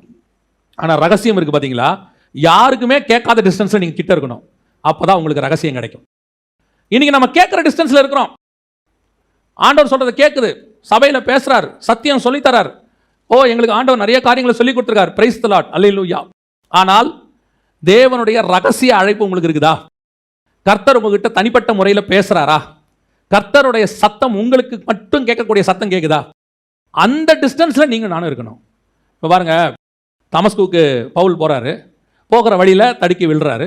விழுந்த உடனே சவுலே சவுலே நீ ஏன் என்னை துன்பப்படுத்துகிறாய் என்று ஒரு சத்தம் கேட்டது. ஆனால் வசனம் சொல்லுது, அதை சுற்றி இருந்த யாருக்கும் அது கேட்கவில்லை. அப்படின்னா என்ன அர்த்தம்? அப்படின்னா என்ன அர்த்தம்? அவங்களாம் செவிடாயிட்டாங்களா? இல்லை, இவங்க எல்லாரதை விட தேவன் சவுல் கிட்ட நிற்கிறாருன்னு அர்த்தம். அவங்க அத்தனை பேரை விட கர்த்தர் எங்கே நிற்கிறாரு? சவுலுக்கு கிட்ட நிற்கிறாருன்னு அர்த்தம். சத்தம் இடி முழக்க மாதிரி சத்தம் தான், ஆனால் பேசுறது பக்கத்தில் இருந்து பேசுறாரு. அதனால தான் மற்ற எவனுக்கும் அது கேட்கவில்லை. அப்பவே கர்த்தர் சவுலுக்கிட்ட எங்கே வந்துட்டாரு? கிட்ட வந்துட்டாரு, க்ளோஸ். யாருக்கும் கேட்காத விஷயம் எனக்கு கேட்கணும், யாருக்கும் சொல்லாத விஷயத்தை கர்த்தர் என்கிட்ட சொல்லணும். அந்த ஆசை முதல்ல உங்களுக்கு எனக்கும் இருக்கணும். இந்த ஆசை உங்களுக்கு இருக்குதா? இப்போ இங்கேருந்து நீங்கள் ஒரு டிஸ்டன்ஸ்லேருந்து செய்தி கேட்டுக்கிட்டு இருக்கிறீங்க, ஒரு சத்தம் உங்களுக்கு கேட்குது, நீங்கள் அதில் திருப்தி ஆகி போகிறீங்க. இதோட ஆண்டவர் நிறுத்தறதுக்கு உங்களை கூப்பிட்டாரா? அப்படின்னா நீங்கள் மார்த்தால் கூப்பிட்டோம். இங்கேருந்து போய் தேவன்கிட்ட வந்து ரகசியமாக பக்கத்தில் கேட்குற கூட்டத்துக்கு நீங்கள் போயிடணும்.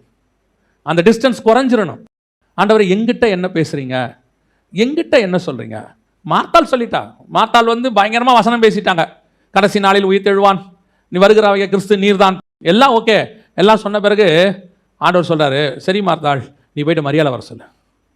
அப்போ லாசர் உயிரோடு எழும்புறது நீ பேசுகிற வரைக்கும் நடக்காது. அந்த அம்மாவை போய் வர சொல்லு, மரியாதை வர சொல்லு. ஏன்? மரியாள் வந்தால் தான் ப்ராசஸே முடியும். மரியாள் இல்லாமல் ப்ராசஸ் முடியாது. பல நேரங்களில் கர்த்தர் நம்மக்கிட்ட தான் மிக முக்கியமான பொறுப்பை கொடுத்து வச்சிருக்கிறார். அதை கேட்குற இடத்துல தான் நீங்களும் நானும் இருக்கணும். ஆண்டவர் உங்ககிட்ட அந்த மாதிரி பேசுகிறாரான்னு பாருங்கள். அந்த இடத்துக்கு நம்ம வந்துட்டோமான்னு பாருங்கள். அது இன்னொன்று இருக்கும், இன்னும் க்ளோஸ். எனக்குன்னு ஒரு ஸ்பெஷல் காலிங் இருக்கணுங்க. கர்த்தர் என்கிட்ட ஸ்பெஷலாக பேசணும். ஒரு வசனம் இருக்குது, சமீபத்தில் அந்த வசனத்தை பற்றி ஆண்டவர் நிறையா பேசிக்கிட்டே இருக்கிறார். என்னென்னா, மத்தேயு எழுதின சுவிசேஷம் 13ஆம் அதிகாரம் 52வது வசனம் வாசி.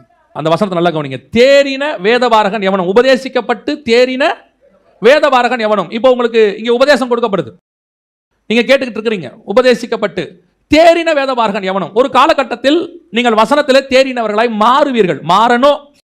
ஏன்னா பெராயா பட்டணத்தார் தெசலோனிக்கேயர்லாம் என்ன செஞ்சிருக்கிறாங்க? தேறின்னு இருக்கிறாங்க.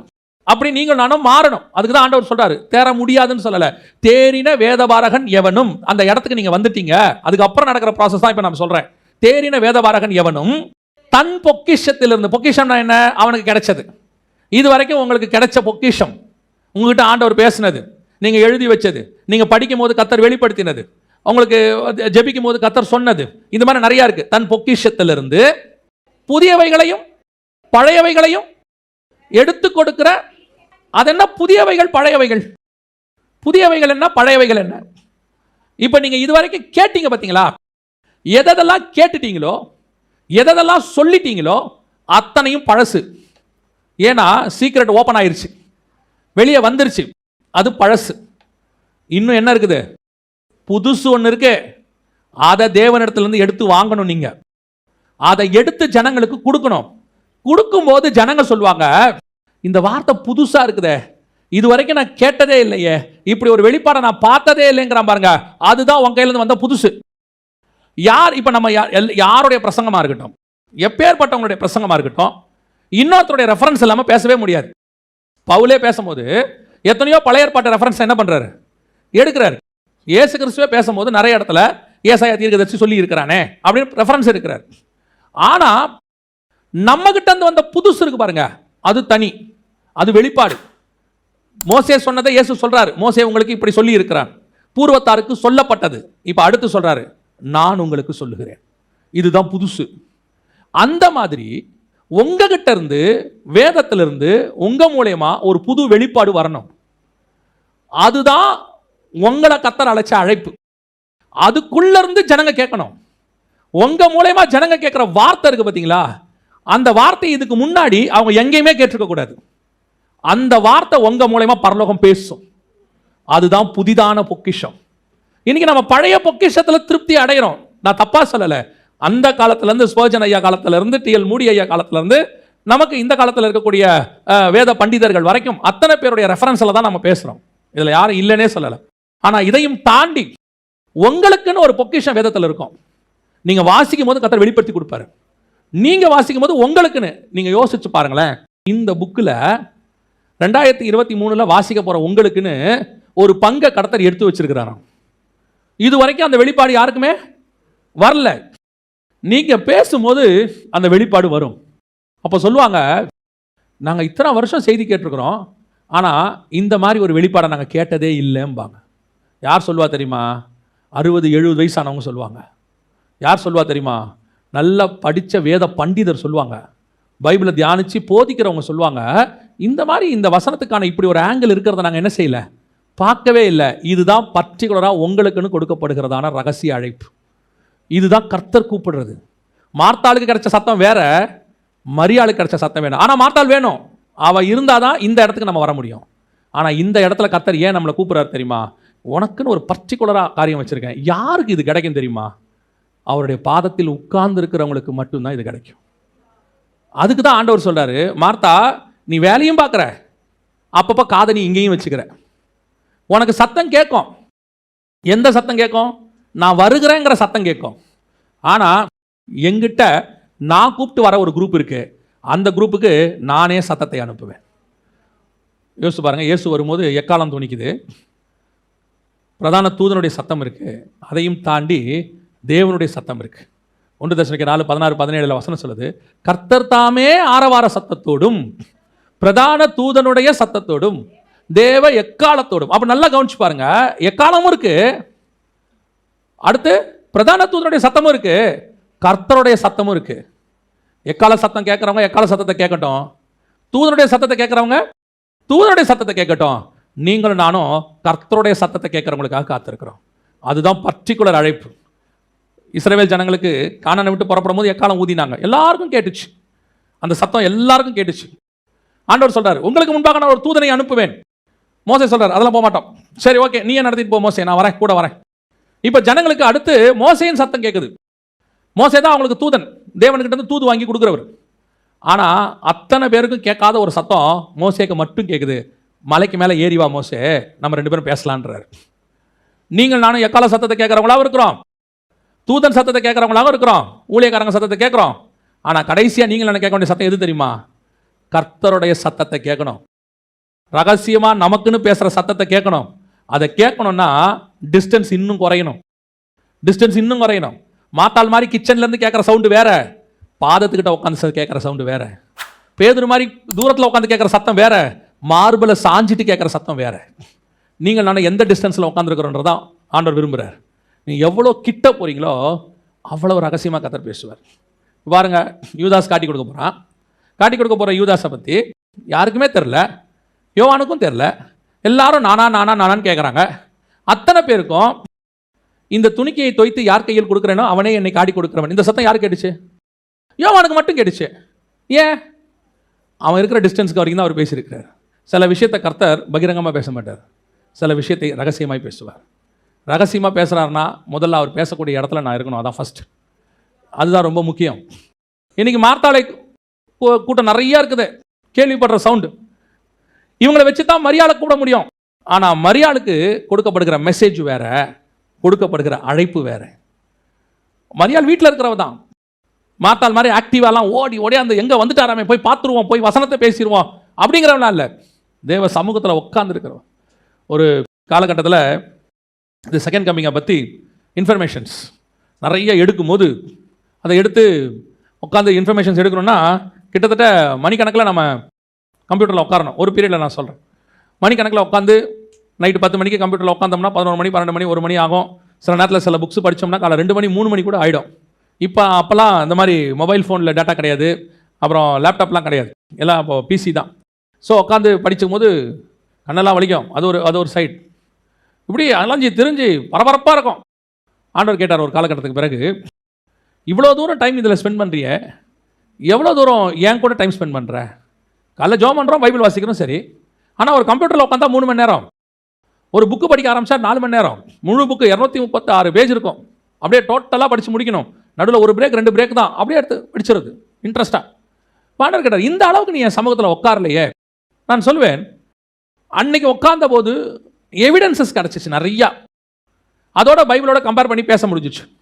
ஆனால் அது ஆண்டவர் சொன்ன பிறகு அந்த எவிடன்ஸ் எடுக்கிற டைமை விட்டுட்டு அதற்கு பிறகு எவ்வளோக்கு எவ்வளோ முடியுமோ அவ்வளோக்கு எவ்வளோ தேவ சமூகத்தில் உட்காரும் போது நான் சொல்லுவேன், புதிய காரியங்கள் கிடைச்சிச்சு. எவிடன்ஸ் கிடைக்கிறதுக்கும் வெளிப்பாடு கிடைக்கிறதுக்கும் வித்தியாசம் இருக்குது.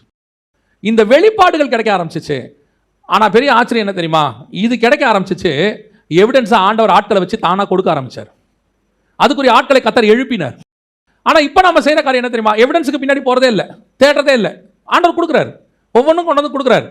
ஆனால் நாம் செய்ய வேண்டியது தேவ சமூகத்தில் உட்காந்துருக்கிறது. ஒரு காலகட்டத்தில் பார்வோனோடு கூடும் அவன் சேனைகளோடு கூடும் செங்கடலோடும் பேசிக்கிட்டு இருந்த மோசேவை ஆண்டவர் சொல்கிறாரு, ஜனங்களோட பேசினது போதும், நீ எங்கே வந்துரு, ஏன் கூட வந்துரு. பார்வோனோட பேசும்போது செங்கடல் பிளக்கும், பார்வோனோட பேசும்போது அற்புத அடையாளம் நடக்கும், இதெல்லாம் நடக்கும். ஆனால் ஒன்று தெரியுமா, நீ மலைக்கு மேலே வந்தால் தான் பிரமாணம் கிடைக்கும். கீழே அற்புத அடையாளங்கள் எல்லாம் நடக்கும், பார்க்கறதுக்கு சூப்பராக இருக்கும், ஊழியம் அப்படி இருக்கு இப்படி இருக்குங்க. ஆனால் தேவ சமூகத்தில் உட்காரும் போது மட்டும்தான் ஆண்டவருடைய இருதயத்திலிருந்து வெளிப்படக்கூடிய காரியங்கள் உன் கையில் கிடைக்கும். அதுக்கு தான் கர்த்தர் உங்களை நீங்க கூப்பிட்டுருக்கிறார். இது தேவையில்லைன்னு அர்த்தம் இல்லை, அடுத்த லெவலுக்கு போயிடணும், அடுத்த இழுக்கிற இடத்துக்கு நீங்கள் நான் வந்துடணும். வெறும் மார்த்தாள் இழுக்கிற இடத்துல மட்டும் இருக்கக்கூடாது. மார்த்தாளை இழுத்தா யார் வரணும், மரியாள் வரணும், அடுத்த ரேஞ்ச் வரணும். அதுக்கு தான் கர்த்தர் உங்களை நீங்க கூப்பிட்டுருக்கிறார். இன்னைக்கு நீங்களும் நானும் மார்த்தாள் இடத்துல இருக்கிறோமா மரியாதை இருக்கிற இடத்துலமான்னு பார்த்துக்கணும். வெறும் கேட்குற சத்தத்தில் திருப்தி ஆகாதீங்க.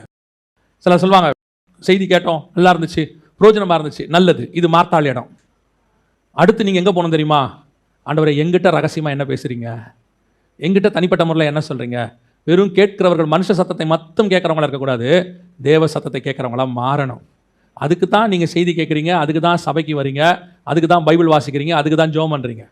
இதிலையே திருப்தி அடைஞ்சிடக்கூடாது, இதை விட அடுத்த லெவலுக்கு போகணும். சரி, ஆண்டவர் மார்த்தாளை கூப்பிட்டார். இப்போ என்னை இழுத்துக்குள்ளும் ஓடி வருவோம். மார்த்தாளை கூப்பிட்டாரு, மரியாள் வந்தாங்க. ஆனால் மார்த்தாளுக்கு சவுண்டு, மரியாளுக்கு தேவனுடைய பிரத்யேக சத்தம். மூணாவது இன்னொரு கேட்டகரி இருக்குது, அது பாருங்க. இப்போ மரியாதை தானே கூப்பிட்டாரு, நடந்தது என்ன பாருங்க, வாசிங்க 31வது வசனம், 11:31 வாசிங்க. வீட்டிலே அவளோடு கூட இருந்து அவளுக்கு ஆறுதல் சொல்லி கொண்டிருந்த யூதர்கள் மரியாள் சீக்கிரமாக எழுந்து போகிறதை கண்டு அவர் கல்லறிடத்திலே அழுகிறதற்கு போகிறாள் என்று சொல்லி அவளுக்கு பின்னே போனார்கள். இவங்க எங்கே போனாங்க, மரியாளுக்கு பின்னாடி போகிறாங்க. என்ன நினச்சிட்டு போகிறாங்க, கல்லறைக்கு போகிறோம், எல்லாரும் சாகிற இடத்துக்கு போகிறோம், எல்லாம் போகிறது அப்படி தான் போகுது மரியாளுக்கு பின்னாடி. கர்த்தர் ஏன் மரியாளை கூப்பிட்டார் தெரியுமா, மரியாள் கல்லறைக்கு போக மாட்டா, மரியாள் எங்கிட்ட வருவா. நான் மரியாளை கூப்பிட்டா போதும், ஒரு கூட்டம் தானா என் பின்னாடி இங்கே வந்துடும். நான் ஒரே ஒரு கீ பர்சனை கூப்பிட்டுருவேன், அந்த கீ பர்சன் மட்டும் கரெக்டாக இருந்தால் போதும், அந்த பர்சனை ஃபாலோ பண்ணுற அத்தனை பேரும் எங்கிட்ட வந்துடுவாங்க. அவங்க வேணால் நினச்சிப்பாங்க நம்ம கல்லறைக்கு போகிறோம், அழ போகிறோம், தேத்த போகிறோம், என்ன வேணால் நீ நினச்சிக்கோ. ஆனால் ஒன்று, நீ அந்த முன்னாடி போகிற ஆளை மட்டும் கரெக்டாக ஃபாலோ பண்ணிடு, மரியாதை மட்டும் ஃபாலோ பண்ணணும். இப்போ கர்த்தர் மரியாதை கூப்பிட்டார், மரியாள் புறப்பட்டு நேராக இயேசுக்கிட்ட வந்துட்டாங்க. அவ்வளோதான். மரியாதை கூப்பிட்டதோடைய நோக்கம் என்னென்னா, உன்னை கூப்பிட்டா உன் பின்னாடி ஒரு கூட்டம் வரும். அந்த கூட்டம் ஏன் வருது, எப்படி வருதுன்னு உங்களுக்கு தெரியாது, எதுக்காக வருதுன்னு தெரியாது. ஆனால் இந்த ஆளை நான் ஃபாலோ பண்ணால் கண்டிப்பாக நான் பரலோகத்துக்கு போயிடுவேங்கிற எண்ணத்தை ஆண்டவர் உங்கள் மேலேயும் என் மேலேயும் நம்பணும். உங்கள் மேலேயும் என் மேலேயும் அந்த நம்பிக்கை வரணும். ஆண்டவர் யாரை கூப்பிடுவார் அப்படின்னு கேட்டிங்கன்னா, இந்த ஆளை கூப்பிட்டோம்னா இவன் கரெக்டாக எங்கிட்ட வந்துடுவான். இவன் மட்டும் இல்லை, இவனுக்கு பின்னாடி என்னன்னே தெரியாமல் ஒருத்தன் ஃபாலோ பண்ணிட்டு இருக்கான்ல, அவனும் வந்துடுவான். ஒவ்வொருத்தர்கிட்டையும் போய் மார்த்தாள் ரகசியமாக சொல்லலை, இயேசு வந்திருக்கிறார், இயேசு வந்திருக்கிறார். ஒரே ஒரு கீ பர்சன், இந்த ஆளை தொட்டா ஒரு குரூப்பே என் பின்னாடி வரும். அந்த நம்பிக்கை உங்கள் மேலே என் மேலேயும் பரலோகத்துக்கு வரணும். அந்த நம்பிக்கை பரலோகத்துக்கு யார் மேலே இருந்துச்சு தெரியுமா, பயங்கர ஆச்சரியம், சமாரிய ஸ்திரீ மேலே இருந்துச்சு. சமாரிய ஸ்திரீகிட்ட உட்காந்து இயேசு பேசிக்கிட்டே இருக்கிறார், வேற ஒன்றுமே பேசல. அவகிட்ட அவள் பர்சனல் லைஃப் பற்றி தான் பேசுகிறாரு. ஆனால் அவருக்கு தெரியும், இவ கேட்டுட்டு சும்மா இருக்க மாட்டா, ஒரு கூட்டத்தை எங்கிட்ட கூட்டிகிட்டு வந்துடுவா. ஒரு குரூப்பை கூட்டிட்டு வந்துருவா என்கிட்ட, எனக்கு தெரியும். சமாரிய ஸ்திரீகிட்ட இயேசு பேசிட்டு இருக்கிறாரு. சீஷர்களுக்கே ஆச்சரியம். 4வது அதிகாரம் என்ன சொல்லுது பாருங்க. யோவான் எழுதின சுவிசேஷம் 4ஆம் அதிகாரம் 27வது வசனம் வாசிங்க. ஸ்திரீயுடனே பேசுகிறதை பற்றி ஆச்சரியப்பட்டார்கள். ஏன் ஆச்சரியப்படுறான்? இல்ல ஏன் ஒரு ஆள்கிட்ட பேசிட்டு இருக்கிறாரு? என்னமோ ஆச்சரியப்பட்டான். பைபிளில் ஆண்டவர்கிட்ட கற்றுக்க வேண்டிய விஷயங்கள் எவ்வளோ இருக்குது தெரியுங்களா? இயேசு கிறிஸ்து பேதுருவின் மாமி வீட்டுக்கு போகிறார், சுகமாக்குறாரு. சுகமாக்கின உடனே அங்கே கூட்டம் பயங்கரமாக வந்துடுது. அன்றைக்கி நைட் அங்கே வசனம் இருக்கும் பாருங்க, கூட்டம் அதிகமாக வந்துடுது. வந்த பிறகு அதிகாலையில் எழுந்திருச்சு இவர் ஆஸ் யூஷுவல் ஜோம் பண்ண போயிட்டார். ஜோம் பண்ண போன பிறகு சீஷர்கள் வந்து கூப்பிடுறாங்க. என்ன சொல்லி கூப்பிட்றாங்க? ஜனங்கள் வந்திருக்கிறார்கள். இயேசு சொல்கிறாரு, நாம் இன்னும் அநேக இடங்களுக்கு போக வேண்டியிருக்கிறது, நம்ம அங்கே போக வேணாம், வாங்க போகலான்ட்டு வேறு இடத்துக்கு போயிட்டார். யோசித்து பாருங்க. இயேசுநாதர் சொல்கிறாரு, கூட்டத்தை பார்க்காத, தேவ திட்டத்தை பாரு. எவ்வளோ பேர் வராங்கன்னு பார்க்காத, தேவ திட்டத்தை பாரு. எதுக்கு ஆண்டவர் கூப்பிட்டாருன்னு பாரு. அடுத்து எங்கே போகிறோம் தெரியாது, பார்ப்பலாம். எங்க பெரிய கூட்டம் இருக்குங்க, அந்த வேலையை அவங்க பார்த்துப்பாங்க. அங்கே இருக்கவங்க யார் பாப்பா? மாமியே பார்த்துக்கோ. ஏன் அதுக்கு வேலை சாட்சி சொல்கிறது தானே. இதுக்கப்புறம் நேற்று ஒருத்தர் வந்தார், என்ன சுகமாக்கினார், அவர் பேர் இயேசு. இயேசுவை நம்புங்க, உங்களையும் சுகமாக்குவார். அதுக்கு தான் அந்த அம்மா நாங்கள் சுகமாக்கி விட்டுருக்குறோம் ஒரு ஏரியாவில். பாருங்கள், லூக்கா எழுதின சுவிசேஷம் 8ஆம் அதிகாரம் 39-40 வாசி. இயேசு அவளை நோக்கி, நீ உன் வீட்டுக்கு திரும்பி போ. இப்போ என்ன ஆயிடுச்சுன்னா, அந்த ஊரில் இவர் சுகமாக்கிட்டார். ஜனங்க சொல்லிட்டாங்க, நீங்கள் ஊரை விட்டு போங்கன்ட்டாங்க. இயேசுநாதர் வந்து நான் போக முடியாதுன்னு சொல்லலை, நான் போகிறேன்.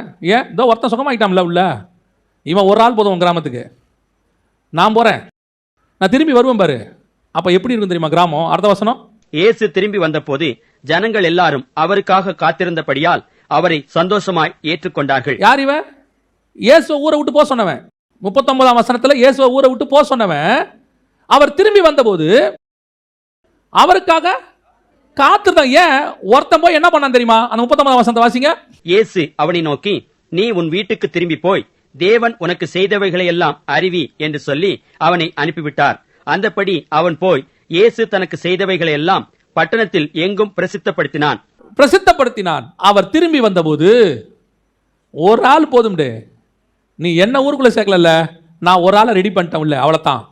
நீ என்ன விடாத, ஆனால் ஒரே ஒருத்தனை மட்டும் உள்ள அனுப்புறதுக்கு பர்மிஷன் கொடு. நான் திரும்பி வரும்போது ஒரு கிராமமே என் பின்னால் வந்து நிற்கும், என்னை இழுத்துக்கொள்ளும், ஓடி வந்துடுவோம். ஒரே ஒரு சமாரிய ஸ்திரியை இழுத்துக்கொள்ளுங்க, ஒரு கிராமம் வரும். ஒரு பிசாசு பிடிச்சவனை சுகமாக்குங்க, ஒரு கிராமம் வரும். நான் ஒரு மரியாதை தான் கூப்பிடுவேன், ஒரு பின்னாடி ஒரு யூத கூட்டமே வந்து நிற்கும். ஏன்? அந்த ஒரு ஆள் தான் கீ பர்சன், அந்த ஒரு ஆள் தான் மனவாட்டி, அந்த ஒரு ஆள் தான் சபை. அதுதான் கர்த்தர் உனக்கு எனக்கு முன்குறிச்சு வச்சது. நீங்களும் நானும் அந்த கூட்டமாக தான் இருக்கணும். என்னை இழுத்துக்கொள்ளுங்க ஆண்டவரே, என் பின்னாடி ஒரு கூட்டம் வரும். அந்த கூட்டம் ஏன் வருது, எதுக்கு வருது தெரியாது. இந்த ஆளை ஃபாலோ பண்ணா நான் பரலோகத்துக்கு போயிடுவேன்ற நம்பிக்கை உங்க மேல அந்த கூட்டத்துக்கு வரணும். மரியாள் பின்னாடி போனா இயேசுக்கிட்ட அவன் நினைச்சுப்பான், நம்ம கல்லறைக்கு போறோமோ, எங்க போறோமோ. அந்த ஒரு பிசாசு பிடிச்சவனுடைய ஊழியம் அத்தனை பேர் என்ன பண்ணி வச்சா தெரியுமா? இயேசு திரும்பி வருவாருங்க, அப்படித்தானே சொல்லியிருப்பான். அந்த 40ஆம் வசனம் வாசிங்க. இயேசு திரும்பி வந்த போது, செகண்ட் கம்மிங் அதுக்கு பேரு. ஃபர்ஸ்ட் கம்மிங் மினிஸ்ட்ரி முடிஞ்சிருச்சு, இயேசு அந்த ஊருக்கு செகண்ட் கம்மிங், ரெண்டாவது ட்ரிப் வராரு. வரும்போது ஜனங்கள் காத்திருந்தார்கள். அவன் மினிஸ்ட்ரி ஜனங்களை இயேசுவின் வருகைக்கு ரெடி பண்ணிருச்சு. ஒரு ஆளுடைய மினிஸ்ட்ரி. அப்போ உங்களை என்னையும் கர்த்தர் எதுக்கு இழுத்துருக்கிறார் தெரியுமா? செகண்ட் கம்மிங் வரப்போகுது, அதுக்கு ஒரு கூட்டத்தை ஆயத்தம் பண்ணுவதுக்கு தான் கர்த்தர் உங்களை என்னை இழுத்து வச்சிருக்கிறார். என்னை இழுத்துக்கொள்ளும், நான் ஒரு கூட்டத்தை கூட்டிட்டு வருவேன். செகண்ட் கம்மிங்க்கு நான் ரெடி பண்ணுவேன். நீங்க போங்க ஆண்டவரே, உங்களை அனுப்பி விட்டாங்களா, நீங்க படகு ஏறுங்க. என்ன தம்பி, நீங்க ஏறுங்க சொல்றேன், போயிட்டு ரிட்டர்ன் வாங்க. ரிட்டர்ன் வரும்போது ஒரு கூட்டம் ரெடியா இருக்கா இல்லையான்னு மட்டும் பாருங்க. அந்த நம்பிக்கை பரலோகத்துக்கு உங்க மேலேயும் என் மேலேயும் வேணும். அந்த நம்பிக்கை பரலோகத்துக்கு சமாரிய ஸ்திரீ மேலே இருந்துச்சு, அந்த நம்பிக்கை அந்த பிசாசு பிடிச்ச மேலே இருந்துச்சு. அந்த நம்பிக்கை உங்க மேலே என் மேலேயும் வருமா? நம்மளை கூப்பிட்டா நாம் எங்கே வருவோம் தெரியுமா? தனியாக வரவே மாட்டோம், ஒரு கூட்டம் என்னை பின்பற்றி வரும். அந்த கூட்டத்துக்கு நீங்கள் நானும் மாடலாக இருக்கிறோமா? அதுதான் இப்போ கேள்வி. கடைசியாக மார்த்தாள் மாடலாக இருக்க வேண்டிய அவசியம் இல்லை, மார்த்தாள் கேள்விப்படுகிறவளாக இருந்தால் போதும். ஆனால் மரியாள் மாடலாக இருக்கணும். மரியாள் தேவனுக்கு மாதிரி, தேவனுக்கு முன்பாக நம்புகிற ஒரு இடத்துல இருக்கணும். வாசிங்க, பவுல் சொல்றாரு பாருங்க, 1 கொரிந்தியர் 4:16 வாசிங்க. ஆகையால் என்னை பின்பற்றுகிறவர்கள் ஆகுங்கள் என்று உங்களுக்கு புத்தி சொல்லுகிறேன்.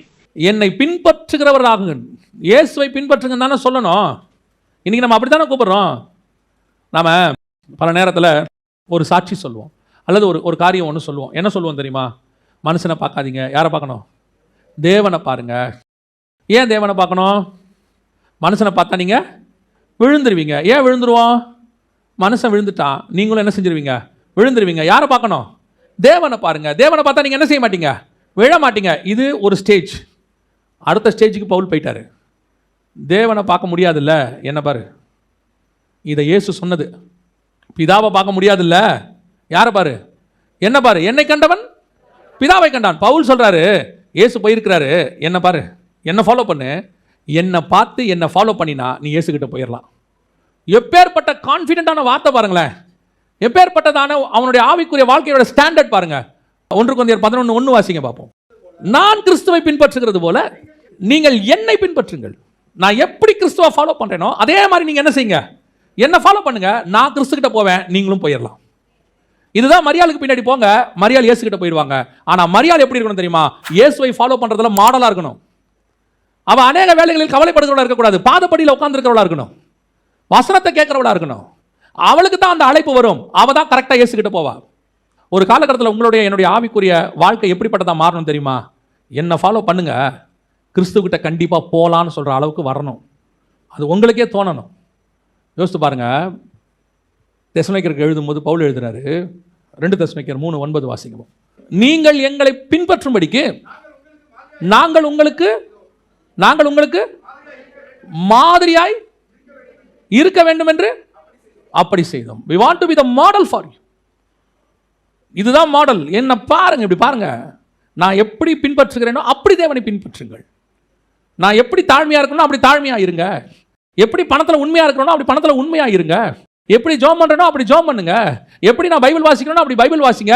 அந்த மாடலை பவுல் வச்சுட்டு போறாரு. இன்னைக்கு எது மாடல்? நானும் தேவனும் எவ்வளவு க்ளோஸா இருக்கோம் பாரு. ஆண்டவர் சமூகத்தில் எப்படி உட்கார்ந்துருக்கோம் பாரு.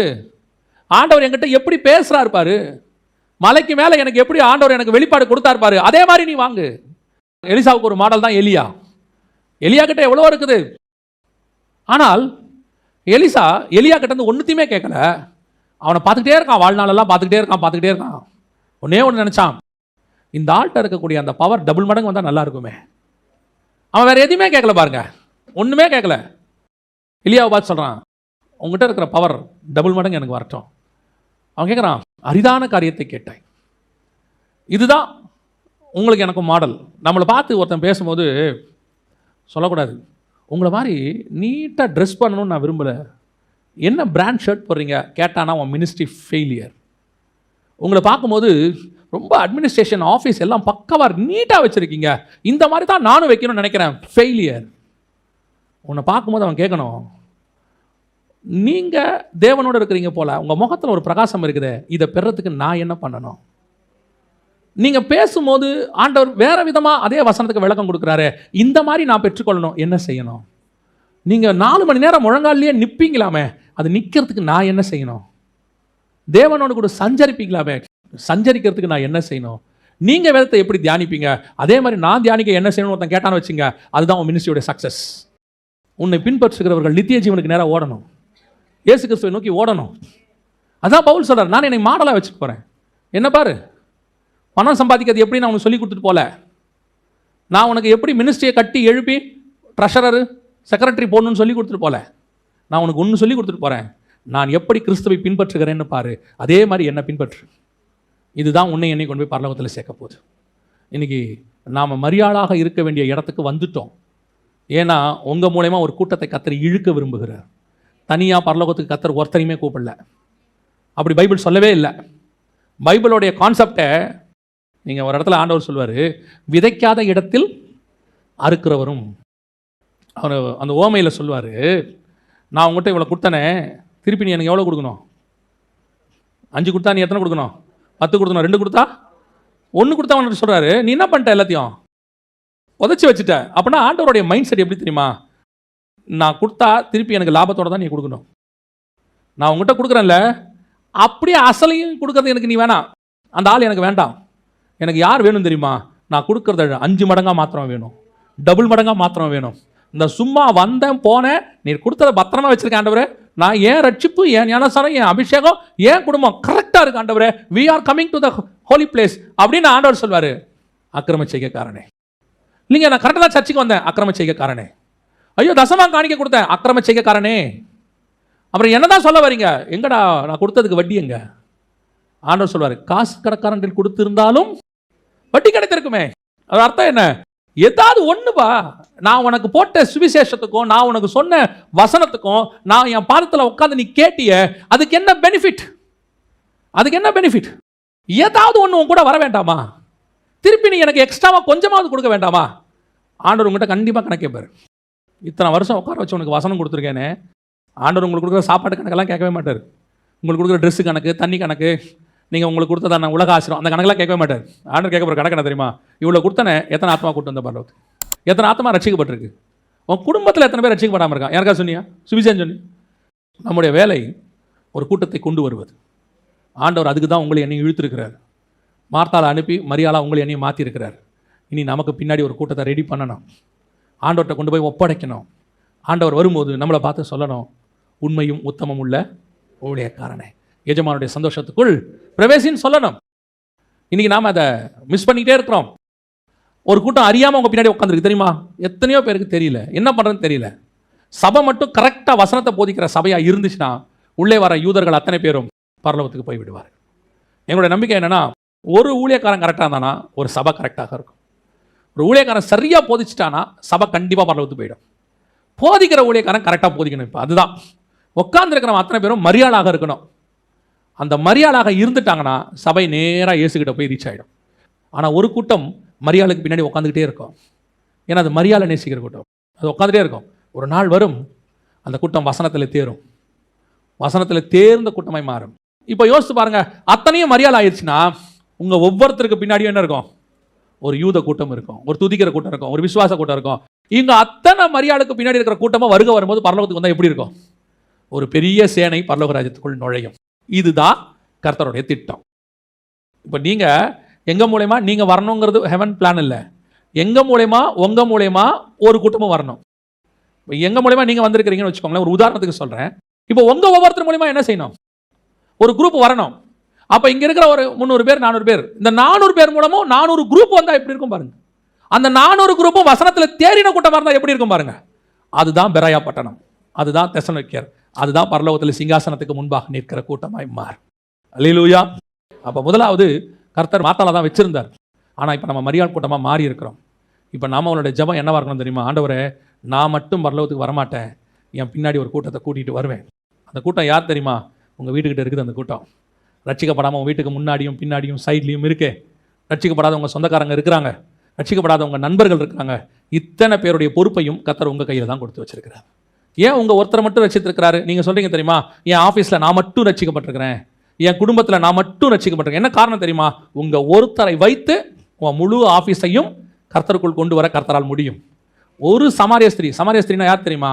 சமாரியர்கள் யார் தெரியுமா? யூதர்களுக்கு விளக்கமானவர்கள்.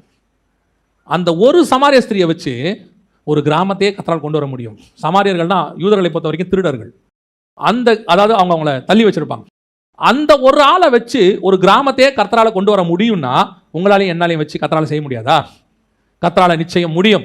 ஆனால் நீங்கள் நானும் அந்த ஆசைப்படலை. நீங்கள் நானும் மார்த்தாலாவே இருக்க ஆசைப்படுறோம், கேள்விப்படுறோம், மார்த்தாள் மரியாளுக்கு சொல்கிறோம், நம்ம வேலை முடிஞ்சு, அவ்வளோதான். எங்களுக்கு என்ன, வந்தேன் போனோம் கேட்டோம் எல்லாம் முடிஞ்சு. ஆண்டவர் சொல்கிறார், அந்த கூட்டமாக நீ இருக்க வேண்டாம், உன் பின்னாடி கூட்டம் வராது. மார்த்தாளுக்கு பின்னாடி யாராவது போனாங்களா? போவாது. உங்களுக்கு பின்னாடி என் பின்னாடி ஒரு கூட்டம் வரணும். நீங்கள் நானும் மரியாள் கூட்டமாக மாறணும். அதுக்கு தான் ஆண்டவர் அழைச்சிருக்கிறார். இன்றைக்கி ஒரு தீர்மானம் மட்டும் எடுங்க. போகும்போது நம்ம ஜெபம் பண்ண போகிறோம். ஒரே ஒரு தீர்மானம், நான் ஒரு கூட்டத்தை நான் கூட்டிக் கொண்டு தான் பரலோகத்துக்கு வருவேன். நான் என் வேலை, என் பிள்ளைங்க, என் குடும்பம், நான் சம்பாரித்தேன், என் வீடு, என் எதிர்காலம், பிள்ளைங்க எதிர்காலம், அதோட என் வாழ்க்கை முடிஞ்சிச்சு அப்படின்னா நீங்கள் ஒரு நாள் தோற்று போவீர்கள். ஆண்டவர் கேட்பார், எங்கே அந்த ஒரு தாளந்து கொடுத்தனே, எங்கே 2 எங்கன்னு கேட்பார். நீங்கள் சொல்லுவீங்க, இல்லை ஆண்டவரே, நீர் எனக்கு கொடுத்த ஒரு குடும்பம், அந்த ஒரு குடும்பத்தை நான் பத்திரமா பார்த்துக்கிட்டேன், என் பிள்ளைகளை உங்களை கர்த்தருக்குள்ள கரெக்டாக வளர்த்துட்டேன், அவங்களுக்கு குடும்ப ஜெபம், வேத வாசிப்பு எல்லாம் கரெக்டாக பண்ணிட்டேன். ஆண்டவர் கேட்பார், உன் சொந்தக்காரன் அத்தனை பேர் உங்கள்கிட்ட பேசினானே, அத்தனை பேரை பார்க்க போனியே, எத்தனை பேர் உன்னை பார்க்க வந்தாங்களே, ஏன் நீ அவங்களுக்கு என்னை பற்றி சொல்லலை? சுவிசேஷம் அறிவித்தல் என் மேல் விழுந்த கடமையாக இருக்கிறது, சொல்லாவிட்டால் எனக்கு ஐயோ. நீ ஏன் சொல்லலைன்னு ஆண்டவர் கேட்பார். நீ பண்ணுறது தப்பு, நீ ஏன் அவங்களுக்கு நீ சொல்லலை? இயேசுவே வழி, நீ ஏன் சொல்லலை? நீ ஒரு குடும்பம் வரத்துக்கு ஒரு தாளந்து தானா? எங்க இன்னொரு தாளந்துன்னு கேட்பார். இன்னொரு ஃபேமிலி எங்க? நீ ரட்சித்த இன்னொரு ஃபேமிலி எங்க? இல்லாவிட்டால் ஆண்டவர் தெளிவாக சொல்றாரு, அவனை பிடிச்சி எரிநரகத்தில் போடுங்கன்றார், அவனை புறம்பான இருளிலே தள்ளுங்கன்னு சொல்றாரு. அந்த இடத்துக்கு நீங்கள் நானும் போயிடக்கூடாது. ஆண்டவர் வாசல் அருகே வந்துட்டார். அவர் இப்போ கிராமத்து அருகில் நிற்கல, வாசல் அருகே நிற்கிறார். வெளிப்படுத்தின விசேஷம் 3ஆம் அதிகாரத்தில் அப்படி தான் சொல்கிறார், வாசப்படியில் நான் கதவை தட்டுகிறேன்றாரு. ஆனால் நீங்களும் நானும் அந்த வருகையில் போவோமா? மரியாள் போயிட்டாங்க, அவரை சந்திக்க போயிட்டாங்க. அங்கே உயிர்த்தெழுதல் நடந்துருச்சு, லாசர் எழுந்துட்டார். கிறிஸ்துவுக்குள் மரித்தவர்கள் முதலாவது லாசர் எழுந்துட்டார். பின்பு உயிரோடு இருக்கிற அவர்களும் விசுவாசிச்சுட்டாங்க, எல்லாம் முடிஞ்சிருச்சு. பட் உங்களுக்கும் எனக்கும் அந்த வாய்ப்பை ஆண்டவர் வச்சிருக்கிறார். இப்போ இயேசு வாசப்படிக்கிட்ட வந்துட்டார். எழுந்து நாம் ஓடணும். ஓடுறதுக்கு நம்ம ரெடி ஆகிட்டோம்னா ஒரு கூட்டம் நம்ம பின்னாடி வரணும். வெறும் கையாக மட்டும் கர்த்தரை சந்திக்க போகவே கூடாது. அதுக்காக ஆண்டவர் உங்களை ரட்சிக்கலை. உங்கள் ஒருத்தரை வச்சு ஒருத்தரை பரலோகத்துக்கு கூட்டு போகிறதுக்கு ஆண்டவர் வரவே இல்லை. ஒருத்தர் மூலமாக ஒரு கூட்டம் கண்டிப்பாக வரணும். நம்ம ஜெபம் பண்ண போகிறோம். எல்லாம் தேவ சமூகத்தில் எழுந்திருப்போமா? நன்றி ஆவியானவரே, தேங்க்யூ ஹோலி ஸ்பிரிட். எல்லா தேவ சமூகத்தில் எனக்கு ஒரு வாய்ப்பு கொடுங்கன்னு கேளுங்க ஆண்டவர்கிட்ட. ஒரு கூட்டத்துக்கு உண்மை பற்றி சொல்கிறதுக்கு எனக்கு ஒரு வாய்ப்பு கொடுங்க. நீங்கள் ஆஃபீஸில் இந்த அரசாங்கத்துக்காக 58 வருஷம் உழைச்சிருக்கிறீங்க. தனியார் நிறுவனத்தில் 20 வருஷம் 30 வருஷம் வேலை செஞ்சுருக்கீங்க. அந்த நிறுவனம் கடைசியாக உங்களுக்கு கொடுத்த காசு, வீடு, காரு இதுதான். ஆனால் இது எதுவுமே பரலோகத்துக்கு வராது. உன் வாழ்நாளெல்லாம் உலகத்துக்கு வேலை செஞ்சு, உன் பிள்ளைகளுக்கு வேலை செஞ்சு, உங்கள் பேர பிள்ளைகளுக்கு வேலை செஞ்சீங்க. நீ சம்பாதிச்ச வச்ச எதுவும் உன் கூட குழியில் வந்து உட்கார போகிறது இல்லை. நீங்கள் படித்த படிப்பு கூட உங்க கூட வரப்போகிறது கிடையாது. ஆனால் எது வரும் தெரியுமா? நீ கிறிஸ்துவுக்கு என்று சம்பாதித்து விட்டு போன ஆத்துமாக்கள் இங்கிருந்து பரலோகத்துக்கு வரும். கண்டிப்பாக அது சுதந்திரிக்கும். அதுதான் உன்னுடைய உண்மையான சொத்து. உங்களுடைய உண்மையான சொத்து அதுதான். நீங்க பூமியில சம்பாதிச்ச சொத்து எதுனா, நீங்க ஆண்டவருக்குள்ள நடத்தினவர்கள், நீங்க கர்த்தருக்குள்ள கொண்டு வந்தவங்க, நீங்க சுவிசேஷம் சொன்னவங்க, அதுதான் உண்மையான சொத்து. ஆராய்ந்து பாருங்க. அப்படி ஏதாவது சொத்து வாங்கியிருக்கிறீங்களா? அப்படி ஏதாவது சொத்து வாங்கியிருக்கிறீங்களா? நான் இத்தனை பேரை நடத்தியிருக்கிறேன் நீங்க ஏதாவது உங்களால சொல்ல முடியுமா? அப்படி 1-2 பேர் நடத்தியிருந்தீங்கன்னா திருப்தி ஆகாதீங்க. நீங்க 1-2 தான் நடத்தியிருக்கிறீங்க. பரலோகம் ரொம்ப பெருசு. இப்ப இருக்கிற வானம் பூமியை விட பரலோகம் பெருசு. அவருடைய சிங்காசனம் தான் வானம், பாதப்படி தான் பூமி. அப்படின்னா பரலோகம் எவ்வளவு பெருசு இருக்கும் பாருங்க. அந்த பரலோகத்தில் நம்முடைய சொத்து எவ்வளோ இருக்கணும்னு பாருங்க. நம்ம ஏரியாவிலேயே நம்ம வீடு பெரிய வீடாக இருக்கணும்னு நினைக்கிறோம். எல்லாரோட பெரிய கார் வாங்கணும்னு நினைக்கிறோம். எல்லாரோட பெரிய படிப்பு படிக்கணும்னு நினைக்கிறோம். பரலோகத்தில் நாம் சம்பாதிக்கிற சொத்து பெரிய சொத்தாக இருக்கணும். எல்லாரோட நிறைய நான் சம்பாதிக்கணும்னு நினைக்கிறோம். பரலோகத்தில் நான் கொண்டு போகிற ஆத்மாக்கள் எல்லாரோட நிறைய இருக்கணும். போட்டி போட்டு ஆத்மாக்களை சம்பாதிக்கணும். அப்போஸ்தலர்கள் சம்பாதிச்சதை விட பவுல் அதிகமாக சம்பாதிச்சார். ஓடி ஓடி சம்பாதிக்கிறாரு. இந்த பூமிக்குரிய ஆசீர்வாதத்தை நஷ்டமும் குப்பையும் என்று விட்டுட்டேன்னு சொன்னவர் தான் சொத்தா ஆத்மாக்களை தான் சொல்றாரு. அப்படித்தான் நீங்கள் நானும் இருக்கணும். ஆண்டவர்கிட்ட சொல்லுங்க, என்ன இழுத்துக்கொள்ளுங்கப்பா, நான் ஒரு கூட்டத்தோட கண்டிப்பாக வருவேன். கண்டிப்பாக ஒரு கூட்டத்தை நான் கூட்டிகிட்டு வருவேன். ஒரு தீர்மானம் எடுங்க தேவ சமூகத்தில், நான் ஒரு கூட்டத்தை நான் கூட்டிகிட்டு வருவேன். உங்கள் வேலை விதை தூவுறது மட்டும்தாங்க. நீங்கள் யாரையும் ரட்சிக்க முடியாது. விளைய செய்கிறவர் கர்த்தர், நீர் பாய்ச்சுகிறவர் கர்த்தர். நீங்கள் தூவ கூட மாட்டேன்னு சொன்னா எப்படி? நீங்கள் தூவுங்க. நீங்கள் போய் சுவிசேஷம் மட்டும் சொல்லுங்க. நீங்கள் சொன்னீங்கன்னா 2 தான் நடக்கும். ஒன்று ஏற்றுக்கொள்வார்கள், இல்லைன்னா இதெல்லாம் எங்கிட்ட சொல்லாதீங்கன்னு மூஞ்சில் அடித்த மாதிரி சொல்லுவாங்க. பரவாயில்ல, மூஞ்சில் அடித்த மாதிரியே சொல்லட்டும். உங்களுக்காக எனக்காக சிலுவையில் ஆணி அடிக்கப்பட்ட இயேசுக்காக மூஞ்சில் அடித்த மாதிரி 2 வார்த்தை வாங்கக்கூடாதா? உங்களுக்காக எனக்காக ஜீவனை கொடுத்த இயேசுக்காக 2 வார்த்தை நீங்கள் வாங்கக்கூடாதா? 2 திட்டு வாங்கக்கூடாதா? ஏன் அப்படி? ஆண்டவர்கிட்ட சொல்லுங்க. பரவாயில்ல, கிறிஸ்துவின் நிமித்தம் வரும் பாடுகள் ஆசீர்வாதம் தான். உங்க சொந்தக்காரங்களுக்கு ஃபோன் பண்ணி பேசுங்க. உங்க நண்பர்களுக்கு சொல்லுங்க. ஒரு தடவை சொல்லிடுங்க. நாளைக்கு ஆண்டவர் உன் கூட இருக்க ஃப்ரெண்டுக்கு நீ ஏன் சொல்லலைன்னு கேட்கக்கூடாது. ஏன் உன் கூட வேலை பார்க்குறவனுக்கு நீ சொல்லலைன்னு உங்களை பார்த்து கேட்டக்கூடாது. சொல்ல வேண்டிய காஸ்பலை சொல்லிடுங்க. அது உங்கள் மேல் விழுந்த கடமை. அதுக்கப்புறம் கர்த்தர் பார்த்துக்கொள்வார். எத்தனையோ பேர் இந்த மாதிரி மீட்டிங்ஸ்க்கு வந்தவங்க, ஆக்சிடென்ட்டாக வந்தவங்க ரட்சிக்கப்பட்டிருக்கிறாங்க. அவங்க அன்றைக்கி ரட்சிக்கப்பட்டா அது ஒரு பெரிய ஆசீர்வாதம். உன் பர்த்டே அன்னைக்கு அவங்க ரட்சிக்கப்படுறாங்க, எவ்வளோ பெரிய ஆசீர்வாதம் பாருங்க. உன் பிள்ளைங்க பர்த்டே அன்னைக்கு ஒரு கூட்டம் ரட்சிக்கப்படுது, எவ்வளோ பெரிய ஆசீர்வாதம் பாருங்க. கர்த்தர் மாற்றுவார். தீர்மானம் எடுங்க. இன்னிலேருந்து நான் சுவிசேஷம் சொல்ல போகிறேன். நான் பரலோகத்துக்கு வெறும் கையா வரமாட்டேன். என்னை இழுத்துக்கொள்ளுங்க ஆண்டவரே. நான் ஒரு கூட்டத்தை கூட்டிகிட்டு வருவேன். நான் சபைக்கு கூட்டிகிட்டு வருவேன். இங்கே நீங்கள் பேசுங்க ஆண்டவரே. என்னால் பேச முடியாது, ஆனால் என்னால் கூட்டிகிட்டு வர முடியும். கர்த்தர் அவர்களை ரட்சிக்க வல்லமை உள்ளவராக இருக்கிறார். நீங்கள் இன்விடேஷன் மட்டும் கொடுங்க, டிரான்ஸ்ஃபர்மேஷனை கர்த்தர் பார்த்துப்பார். நீங்கள் அழைப்பு மட்டும் கொடுங்க, பரம அழைப்பை கர்த்தர் அவர்களுக்கு தந்துடுவார். தேவனால் கூடாத காரியம் ஒன்றுமில்லை. ஜபத்தோடு செய்யுங்க. தீர்மானம் எடுங்க. ஒரு ஆளை இன்றைக்கி நான் கூப்பிடணும்னு முடிவு பண்ணுங்க. இன்றைக்கி ஒரு ஆளை நான் கூட்டிகிட்டு வருவேன். அவங்களுக்கு ஆண்டவரை பற்றி இங்கே ஆண்டவர் பேசுவார். நான் ஜபத்தோடு கூட்டிகிட்டு வருவேன். தீர்மானம் பண்ணுங்க. கர்த்தர் பெரிய காரியங்களை செய்ய போகிறார். இந்த வருஷம் உங்கள் கணக்கில் பரலோகத்தில் ஆத்துமாக்களுடைய எண்ணிக்கை கூடணும். உங்கள் சொத்து பரலோகத்தில் வாங்கப்படணும். இன்னைக்கு பரலோகத்தில் வாங்கப்படணும். பூமியில் நீ வச்சிருக்கிற சொத்தெல்லாம் அழிஞ்சிரும். இந்த வானமும் பூமியும் ஒழிந்து போகும், பரலோகம் ஒழியாது. அங்கே தான் சொத்தை சேர்த்து வைக்கணும். அழியாத சொத்து ஆத்மா தான். இன்னைக்கு ஒரு தீர்மானம் எடுங்க, பரலோகத்தில் எனக்கு சொத்தை நான் சேர்க்க தொடங்க போகிறேன், ஒவ்வொரு ஆத்மாவை நான் சேர்க்க தொடங்க போகிறேன். அப்படி தீர்மானம் எடுங்க. ஆண்டவர் உங்களை கனப்படுத்துவார். நம்ம ஜெபம் பண்ண போகிறோம். அப்படி தீர்மானம் எடுக்கிறவங்கலாம் கரங்களை தேவனுக்கு நேராக உயர்த்தி, ஆண்டவரே என்னை இழுத்துக்கொள்ளுங்கப்பா, நான் ஒரு கூட்டத்தை கூட்டிகிட்டு வருவேன் ஆண்டவரே, நீர் எனக்கு செய்தவைகளுக்கு நான் பிரதிபலனா ஏதாவது செய்வேன் ஆண்டவரே, ஏதாவது செய்வேன், ஒரு பெரிய கூட்டத்தை நான் கூட்டிகிட்டு வருவேன்ப்பா. ஒப்பு கொடுப்போம் தேவ சமூகத்தில். சர்வ வல்லமை உள்ள எங்கள் ஆண்டவரே, இந்த காலை வேளைக்காக உமக்கு ஸ்தோத்திரம். கிருபை உள்ள கரத்தில் எங்களை தாழ்த்துகிறோம் பா. நீர் வரும்பொழுது நாங்கள் உண்மை வெறுங்கையாய் சந்திக்காதபடிக்கு ஒரு பெரிய கூட்டத்தை, பெரிய மந்தையை கொண்டு நம்முடைய சமூகத்தில் ஒப்படைக்க கிருபை பாராட்டுங்கப்பா. எங்களுக்கு கொடுக்கப்பட்ட இந்த காலத்தில் உமக்கென்று ஏதாகிலும் செய்ய எங்களுக்கு வழிவாசல்களை திறந்து கொடுங்க ஆண்டவரே. நாங்கள் திக்குவாயும் மந்தனாவுமா இருக்கிறோம் ஆண்டவரே, ஆனாலும் எங்களை பேச வைக்கிறவர் நீர் தான் ஆண்டவரே. அற்புத காரியங்களை அடையாளங்களை செய்கிறவர் நீர் தான் ஆண்டவரே. எங்கள் ஒவ்வொரு விசுவாசியும் அப்படி மாறட்டும். ஒவ்வொரு விசுவாசியும் சுவிசேஷர்களாய் மாறட்டும். ஒவ்வொரு விசுவாசியும் மார்த்தாளாய் மாரியாளாய் மாறட்டும். அவங்களை ஒரு பெரிய கூட்டத்தை கொண்டு வந்து நம்முடைய சமூகத்தில் சேர்க்கட்டும் ஆண்டவரே. கர்த்தர் ஒவ்வொருத்தரையும் ஆசீர்வதிக்கப்பட்ட தயவுக்காக உமக்கு நன்றி. வழி நடத்தும், ஆசீர்வதியும். எங்கள் ஆண்டவர் இயேசுவின் நாமத்தில் பிதா.